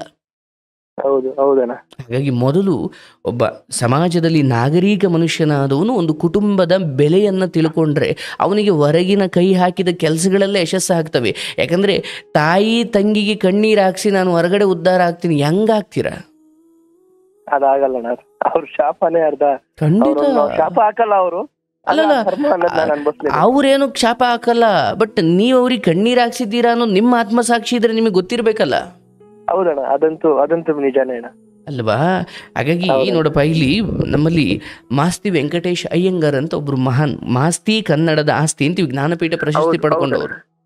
ಅವರು ಹೀಗೆ ಮಗಳು ಮದುವೆ ಇತ್ತು, ಎಲ್ಲ ವಿಜೃಂಭಣೆಯಿಂದ ಮಾಡಿದ್ರು. ಪಾಪ ಅವತ್ತು ಅವರು ಬಹಳ ಗೌರವಾನ್ವಿತವಾಗಿ ಬದುಕಿದವರು. ಇನ್ನೊಬ್ರು ನಿಮ್ಮ ತಂದೆ ಥರ ಇನ್ನೊಬ್ರು ಕಾಸಿಗೆ ಆಸೆ ಪಟ್ಟವರೆಲ್ಲ ಇರೋದ್ರಲ್ಲಿ ಹೇಗೋ ಮಗಳು ಮದುವೆ ಮಾಡಿದ್ರು. ಎಲ್ಲೋ ಹೊರಗಡೆ ಪ್ರವಾಸಕ್ಕೆ ಹೋಗ್ಬೇಕಿತ್ತು, ಏನೋ ಒಂದು ಕಾರ್ಯಕ್ರಮದ ನಿಮಿತ್ತ ಮಗಳನ್ನು ಗಂಡನ ಮನೆಗೆ, ಅಳಿಯನ ಮನೆಗೆ ಕಳಿಸ್ಕೊಡೋದು ಏನೋ ಕಾರ್ಯ ಇತ್ತು. ಅದಕ್ಕೆ ಹೋಗೋಕ್ಕಿಂತ ಮುಂಚೆ ಹೇಳಿದ್ರು, ನೋಡ್ರವ ಮದುವೆಗೆ ಎಷ್ಟೆಲ್ಲ ಖರ್ಚು ಮಾಡಿಬಿಟ್ಟಿದ್ದೀವಿ, ಈ ಮಿಕ್ಕಿದ್ದ ಶಾಸ್ತ್ರಪಾಸ್ತ್ರಗಳನ್ನೆಲ್ಲ ಸ್ವಲ್ಪ ಕಡಿಮೆ ಖರ್ಚು ಮಾಡಿ ನಾನು ಹೋಗಿ ಬರ್ತೀನಿ, ವೈಭವಯುತವಾಗಿ ಆಡಂಬರವಾಗಿ ಮಾಡ್ಲಿಕ್ಕೆ ಹೋಗ್ಬೇಡಿ ಅಂತ ಹೇಳಿ ಹೋಗಿರ್ತಾರೆ. ಆದರೆ ಆ ಮಾಸ್ತಿಯವರ ತಾಯಿ, ಅಯ್ಯೋ ಇರೋ ಒಬ್ಬರು ಹೆಣ್ಮಗಳು, ಅವಳನ್ನ ಚೆನ್ನಾಗಿ ಕಳಿಸ್ಬೇಕು ಅಂತ ಸಾಲ ಮಾಡೆಲ್ಲ ಶಾಸ್ತ್ರಗಳನ್ನು, ಕೆಲವೊಂದು ವಿಧಿವಿಧಾನಗಳನ್ನು ಮಾಡಿಬಿಟ್ಟಿರ್ತಾರೆ. ಮಾಸ್ತಿಯವರು ಬರ್ತಾರೆ, ನೋಡ್ತಾರೆ ಇಷ್ಟು ಸಾಲ ಆಗಿದೆ, ಇಷ್ಟೆಲ್ಲ ಹೆಂಡತಿನೂ ತಾಯಿನೂ ಎಲ್ಲಾರನ್ನು ಬಾಯಿಗೆ ಬಂದಂಗೆ ಬೈದು ಬಿಡ್ತಾರೆ. ಬೈದು ಬಿಟ್ಟು ರೂಮ್ಗೆ ಹೋಗಿ, ನಾನು ಒಬ್ಬ ದುಡಿತಾ ಇರೋನು, ನನ್ನ ಕಷ್ಟ ನಿಮ್ಗೇನು ಅರ್ಥ ಆಗಬೇಕು, ಮನೇಲಿ ಕೂತ್ಕೊಂಡು ತಿಂದು ತಿಂದು ತಿಂದು ಇವತ್ತು ಬೇಡ ಅಂದರು ಸಾಲ ಮಾಡಿ ಏನೋ ಮಾಡಿದ್ದೀರಲ್ಲ, ಇವತ್ತು ನಾನು ಒಬ್ಬ ಮನೇಲಿ ದುಡಿಯೋನು, ನನ್ನ ಕಷ್ಟ ಏನು ಅಂತ ನನ್ನ ಕಣ್ಣೀರು ನಿಮ್ಗೆ ಯಾರಿಗಾದ್ರೂ ಅರ್ಥವಾಗುತ್ತಾ? ನೀವೆಲ್ಲ ನನ್ನ ಬದುಕನ್ನ ಹಾಳು ಮಾಡಿಬಿಟ್ರಿ ಅಂತ ರೂಮ್ಗೆ ಹೋಗಿ ಕದ ಹಾಕೊಂಬಿಟ್ರು. ತುಂಬ ದುಃಖಪಟ್ಟರು. ಆಯಿತು, ಅಲ್ಲೇ ಮಲಗಿದ್ರು, ಊಟ ಬೇಡ ಅಂದರು. ಇಡೀ ಮನೆ ಸೂತಕ ಥರ ಆಗ್ಬಿಡ್ತಾವತ್ತು. ಬೆಳಗ್ಗೆ ಎದ್ರು ಯಥಾ ಪ್ರಕಾರ ಸ್ನಾನ ಮಾಡಿದ್ರು, ದೇವ್ರ ಮನೆಗೆ ಹೋಗ್ತಾರೆ, ಪೂಜೆ ಮಾಡಕ್ಕೆ ಹೋಗ್ತಾರೆ. ಆದರೆ ಅವ್ರಿಗೆ ಈಗ ಅಷ್ಟೂ ದಿನ ಶ್ಲೋಕಗಳನ್ನು ಮಂತ್ರಗಳನ್ನು ಹೇಳ್ತಿದ್ದವ್ರು ಅವತ್ತು ಏನೂ ನೆನಪಿಗೆ ಬರ್ತಾ ಇಲ್ಲ. ಆಮೇಲೆ ಯಾಕೆ ಅಂತ ಭಗವಂತನನ್ನು ದಿಟ್ಟಿಸಿ ನೋಡಿದಾಗ ಭಗವಂತ ಬಂದು ಕಪಾಳು ಕೊಡದು ಹೇಳ್ದಂಗೆ ಆಯ್ತಂತೆ. ಅಲ್ವೋ, ಹೆತ್ತ ತಾಯಿಗೂ ಹೆಂಡತಿಗೂ ಬಾಯಿಗೆ ಬಂದಂಗೆ ರಾತ್ರಿಯೆಲ್ಲ ಬೈದ್ಬಿಟ್ಟು ನಿನಗೇನೋ ಕಡಿಮೆ ಮಾಡಿದ್ದೀನಿ ನಾನು? ಹೆಂಡತಿ ತಾಯಿಗೆ ಬಾಯಿಗೆ ಬಂದಂಗೆ ಬೈದ್ಬಿಟ್ಟು ಇಲ್ಲಿ ಬಂದು ಮಂತ್ರ ಹೇಳಕ್ಕೆ ಕೂತಿದೀಯಾ? ಹೋಗು, ಮೊದಲು ನಿನ್ನ ತಾಯಿ ಪಾದ ಇಡಿ ಅಂದ್ರಂತೆ ದೇವರು. ಆಮೇಲೆ ಎದ್ದು ಹೋಗಿ ತಾಯಿ ಹತ್ರ ಕೂತ್ಕೊಂಡು, ಅಮ್ಮ ನೆನ್ನೆ ಏನೋ ಕೋಪದಲ್ಲಿ ಹಂಗೆ ಬೈದ್ಬಿಟ್ಟೆ ನೋಡಿ, ನಾನು ದೇವರ ಕೋಣೆಯಲ್ಲಿ ಹೋಗಿ ಕೂತಾಗ ಮಂತ್ರಗಳನ್ನು ಹೇಳ್ತಾ ಇದ್ದೆ, ಇವತ್ತು ನನಗೇನೂ ನೆನಪಿಗೆ ಬರ್ತಾ ಇಲ್ಲ, ಯಾಕೆ ಅಂತ ಯೋಚನೆ ಮಾಡಿದಾಗ ಭಗವಂತ ನನಗೇನೋ ಹೇಳ್ದಂಗಾಯಿತು. ತಾಯಿಗೆ, ನಿನ್ನ ಹೆಂಡತಿಗೆ, ಮನೇಲಿರೋ ಹೆಂಗಸರಿಗೆಲ್ಲ ನೋವು ಕೊಟ್ಟು ಬಂದು ನೀನು ಪೂಜೆ ಮಾಡಿಬಿಟ್ರೆ ನಾನು ನಿನ್ನನ್ನು ಕ್ಷಮಿಸ್ತೀನೋ ಅಂತ ದೇವರು ಹೇಳ್ದಂಗಾಯಿತು. ಅದಕ್ಕೆ ನನ್ನ ಕ್ಷಮಿಸಮ್ಮ ಅಂತ ತಾಯಿ ಪಾದವನ್ನು ಮುಟ್ಟಿ ಕ್ಷಮೆ ಕೇಳ್ತಾಳೆ. ಅಯ್ಯೋ ಬಿಡು ಮಗ, ನೀನು ಬೈದೆ, ನನಗೆ ಇನ್ಯಾರು ಬೈತಾರೆ ಅಂತ ಆ ತಾಯಿ ಕೂಡ ಕಣ್ಣೀರು ಹಾಕ್ಲಿಕ್ಕೆ ಶುರು ಮಾಡಿದ್ರಿ. ಇನ್ನೂ ಅಳು ಬರ್ಬಿಡ್ತು ಮಾಸ್ತಿ ಅವ್ರಿಗೆ. ಪಾದ ಮುಟ್ಟಿ ನಮಸ್ಕಾರ ಮಾಡಿ ದೇವ್ರ ಮನೆಗೆ ಹೋಗ್ತಾರೆ. ಆಗ ಎಲ್ಲವೂ ನೆನಪಿಗೆ ಬಂತು. ಅದೇ ಕೊನೆ. ಏನು ತಾಯಿ ಅಥವಾ ತಾಯಿ ಅಷ್ಟೇ ಇಲ್ಲ, ಮನೇಲಿರೋ ಹೆಂಡತಿ, ತಾಯಿ, ತಂಗಿ, ಯಾವುದೇ ಮಗಳಾಗಿರ್ಬೋದು, ಹೆಣ್ಣು ಎಲ್ಲಿ ಹೆಣ್ಣು ನಗನಗುತ್ತಾ ಇರ್ತಾಳೋ ಅಲ್ಲಿ ದೇವತೆಗಳು, ಲಕ್ಷ್ಮಿ ವಾಸ ಮಾಡ್ತಾಳೆ. ಆದರೆ ಎಲ್ಲಿ ಹೆಣ್ಣನ್ನು ಕಣ್ಣೀರು ಹಾಕಿಸಲಾಗುತ್ತೆ, ಹೆಣ್ಣಿಗೆ ನೋವು ಕೊಡಲಾಗುತ್ತೆ, ಹೆಣ್ಣಿನ ಜಡೆ ಹಿಡಿಯಲಾಗುತ್ತೆ, ಜಡೆ ಹಿಡಿದು ಅಥವಾ ಆಕೆಯ ಸೆರಗು ಕಳಚಿ ಆಕೆಗೆ ಅವಮಾನ ಮಾಡಲಾಗುತ್ತೆ, ಅಥವಾ ಆಕೆಯನ್ನು ವಿಕೃತವಾಗಿ ನಡೆಸಿಕೊಳ್ಳಲಾಗುತ್ತೆ, ಅಲ್ಲಿ ಸುಖವೇನೂ ಸಿಗಬಹುದು, ಆದರೆ ಸುಖದ ನಂತರ ವಿಧ್ವಂಸಗಳು ಶುರುವಾಗ್ತವೆ. ಹಾಗಾಗಿ ನೀವು ಈ ತಂದೆಯನ್ನು ಕಳ್ಕೊಂಡು ಇವತ್ತು ಜವಾಬ್ದಾರಿ ತಗೊಂಡಿದ್ದೀರಿ. ನಾನು ಅವತ್ತಂಗ ಈಗ ಫ್ರೆಂಡ್ ವಿಚಾರ ಹೇಳೋದ್ರೆ, ನೋಡಪ್ಪ, ಯಾರಾದರೂ ಅಷ್ಟೇನಪ್ಪ, ಒಂದು ಫ್ರೆಂಡ್ ಆಗಿರ್ಬೋದು, ಹೊರಗಡೆ ಫೈನಾನ್ಸ್ ಕೊಡಿಸ್ತವ್ರು ಆಗಿರ್ಬೋದು, ಯಾರೇ ಆಗಿರ್ಬೋದಪ್ಪ, ನಿನ್ನ ಮಾವಂದಿರು, ನಿನ್ನ ಅಮ್ಮ, ನಿನ್ನ ತಂಗಿ, ಇವರಿಂದ ಮಾಡಬಹುದಾದ ನಿರೀಕ್ಷೆ, ಆ ನಂಬಿಕೆ, ಪ್ರೀತಿ ನೀವು ಹೊರಗಡೆಯವರಿಂದ ಮಾಡಲಿ ಇಲ್ಲ. ಅವರೆಲ್ಲ ಮಧ್ಯೆ ಬಂದಿದ್ದಾರೆ, ಏನೋ ಕಾರಣ ಇದೆ ಬರಲಿಕ್ಕೆ. ಅವ್ರಿಗೆ ನೀನು ಚೆನ್ನಾಗಿದೆಯಾ ಅಂತಲೋ, ನೀನು ಉಪಕಾರ ಮಾಡ್ತೀಯಾ ಅಂತಲೋ, ಕರೆದಾಗ ನೀನು ಬರ್ತೀಯಾ ಅಂತಲೋ, ಕೇಳಿದಾಗ ದುಡ್ಡು ಕೊಡ್ತೀಯಾ ಅಂತಲೋ. ನಿಮ್ಮ ತಾಯಿನ ಕೇಳು, ನನ್ನನ್ನು ಯಾಕೆ ಮನೇಲಿ ಇಟ್ಕೊಂಡಿದ್ದೀಯಮ್ಮ ಅಂದರೆ, ಅಯ್ಯೋ ನೀನು ನನ್ನ ಮಗನಪ್ಪ, ನಾನು ದುಡಿದೇ ಹೋದರೆ ಆದರೂ ಮನೇಲೇ ಇರಬೇಕಪ್ಪ, ಯಾಕಂದರೆ ನೀನು ನನ್ನ ಮಗ ಅಂತಾರೆ. ಅದೇ ನಿಮ್ಮ ಫ್ರೆಂಡ್ಸ್ ಕೇಳು, ಯಾಕೆ ನಾನು ನಿಮ್ಮ ಜೊತೆ ಅಥವಾ ನಿಮ್ಮ ಜೊತೆ ನನ್ನನ್ನು ಯಾಕೆ ಇಟ್ಕೊಂಡಿದ್ದೀರಿ? ಆರಂಭದಲ್ಲಿ ಫ್ರೆಂಡ್ ಕಣೋ ಮಗ ಅಂತ ಹೇಳ್ಬೋದು. ಆದರೆ ಸತ್ಯ ಏನಂದರೆ, ಸ್ವಾರ್ಥವಿಲ್ಲದೆ ಸ್ನೇಹ ಇಲ್ಲ. ಸ್ವಾರ್ಥವಿಲ್ಲದ ಸ್ನೇಹ ಉಂಟು. ಅವು ಎಲ್ಲಿಂದ ಬಂದಿರ್ತವೆ ಅಂದರೆ ಈ ಬಾಲ್ಯದಿಂದ ಬಂದಿರ್ತವೆ. ಹಾಗಾಗಿ ನಿಮ್ಮ ಸ್ನೇಹಿತರು ನಿಮ್ಮ ಇಚ್ಛೆಯಂತೆ ಇಲ್ಲ, ಅಥವಾ ಅವರು ನನಗೆ ಇವತ್ತು ವಿಚಿತ್ರವಾಗಿ ನಡ್ಕೊಳ್ತಿದ್ದಾರೆ, ನನ್ನ ಬಂದು ನೋಡಲ್ಲ, ಅಥವಾ ನನ್ನನ್ನು ಮಾತಾಡಿಸಲ್ಲ, ಅಥವಾ ನಾನು ಅವ್ರಿಗೆ ಮೋಸ ಮಾಡಿದ್ದೀನಿ ಅನ್ನೋ ರೀತಿ ಹೊರಗಡೆ ಬಿಂಬಿಸ್ತಾರೆ. ಆಯಿತು, ಹಣ ಕೊಟ್ಟಿದ್ದಾರೆ, ಕೆಟ್ಟಾಗ ಕತ್ತೆ ಕಾಲಿಡಿ ಅನ್ನೋ ಹಾಗೆ ಎಲ್ಲವನ್ನ ಸಹನೆ ಮಾಡಪ್ಪ. ತಂಗಿಯನ್ನು ಚೆನ್ನಾಗಿ ನೋಡ್ಕೊ. ತಂಗಿಗೆ ಮದುವೆ ಮಾಡಿದ್ದೀರೋ ಏನೋ ಗೊತ್ತಿಲ್ಲ, ಬಟ್ ಅಣ್ಣನಾಗಿ ನೀವು ತಂದೆಯ ಸ್ಥಾನದಲ್ಲಿರಬೇಕು. ಭಗವಂತ ನಿಮ್ಗೆ ಒಳ್ಳೇದು ಮಾಡಲಿ. ದುಡಿತಾ ಇದ್ದೀರಾ, ಇವತ್ತು ಕಷ್ಟಪಡ್ತಾ ಇದ್ದೀರಾ, ತಂದೆಯನ್ನು ಕಳ್ಕೊಂಡಿರೋ ಮಗನಾಗಿ ನಿಮಗೆ ಭಗವಂತ ಹೆಚ್ಚು ಹೆಚ್ಚು ಯಶಸ್ಸನ್ನು ಕೊಡಲಿ. ಇನ್ನು ಮುಂದಷ್ಟೇ ಏನು 5 ರೂಪಾಯಿ ದುಡಿಮೆ ಬಂದರೂ ಅಮ್ಮನಿಗೆ ಹೇಳೋದು ಕಲೀರಿ. ನಷ್ಟ ಆಗಲಿ ಲಾಭ ಆಗಲಿ, ಅಮ್ಮ ಅದೊಂಥರ ಕೃಷ್ಣನ ಮಡಿಲು ಹೋಗಿ ಮಲ್ಕೊಂಡು ಖುಷಿ ಪಡಬೇಕು, ಅಳಬೇಕು. ಏನು ತಾಯಿ ತಂಗಿ ಇವರನ್ನು ನೀವು ಹಾಗೆ ನೋಡಬೇಕು. ನಿಮ್ಮ ಕಥೆಯಿಂದ ನನಗೆ ಬಹಳ ಮುಖ್ಯವಾಗಿ ಅರ್ಥವಾಗಿದ್ದು,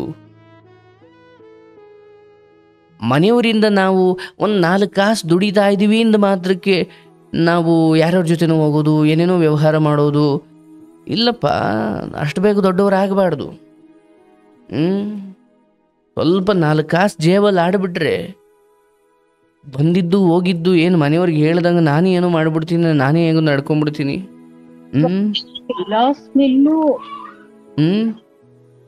ಹಾಗಾಗಿ ಈ ವಿಚಾರದಲ್ಲಿ ನಿಮ್ಮ ತಾಯಿ,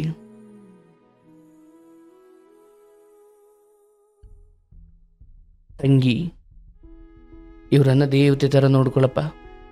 ನಿನಗಿರೋ ಆರೋಗ್ಯ ಸಮಸ್ಯೆ ಕೂಡ ಬಗೆಹರಿಲಿ, ಸರಿ ಹೋಗಲಿ. ಅದಕ್ಕೇನು ಔಷಧಿ ತಗೊಳ್ಬೇಕು ತಗೊಳ್ತಾ ಇರಪ್ಪ. ಭಗವಂತ ನಿನ್ನನ್ನು ಚೆನ್ನಾಗಿಡಬೇಕು. ನಿನ್ನ ಅಜ್ಜಿ, ನಿನ್ನ ಮಾವಂದಿರು ಅವರನ್ನು ಮರಿಬೇಡ. ಯಾವುದೇ ಸಮಯ ಬರಲಿ, ಎಂಥದ್ದೇ ಪರಿಸ್ಥಿತಿ ಬರಲಿ, ಅವರ ಕಷ್ಟಕ್ಕೆ ನೀನು ಆಗಬೇಕು. ಸಾಕಿ ಸಲಹಿದ್ದಾರೆ. ನಿಮ್ಮ ಅಜ್ಜಿ ನಿನ್ನ ಕಾಲು ಹಿಡಿಯೋಕೆ ಬರುತ್ತೆ, ನೀನು ಯಾಕೋ ತುಂಬ ನೋವಲ್ಲಿದ್ದಿ, ನೀನು ಬಾಯ್ಬಿಟ್ಟು ಹೇಳಿಲ್ಲ. ನೀನು ಬಾಯ್ಬಿಟ್ಟು ಹೇಳದೆ ಹೋದರೂ ಅಯ್ಯೋ ನನ್ನ ಮೊಮ್ಮಗ ಏನೋ ದುಃಖದಲ್ಲಿದ್ದಾನೆ ಅಂತ ಅಂದ್ಕೊಡ್ಲಿಕ್ಕೆ ಅವರಿಗೆ ಮಾತ್ರ ಸಾಧ್ಯ ಇದೆ. ಕೆಲವೊಬ್ಬರಿಗೆ ನೀವು ಬಾಯ್ಬಿಟ್ಟೇ ಹೇಳಬೇಕು, ಅಲ್ಲಿವರೆಗೂ ವಿಷಯ ಗೊತ್ತಾಗಲ್ಲ.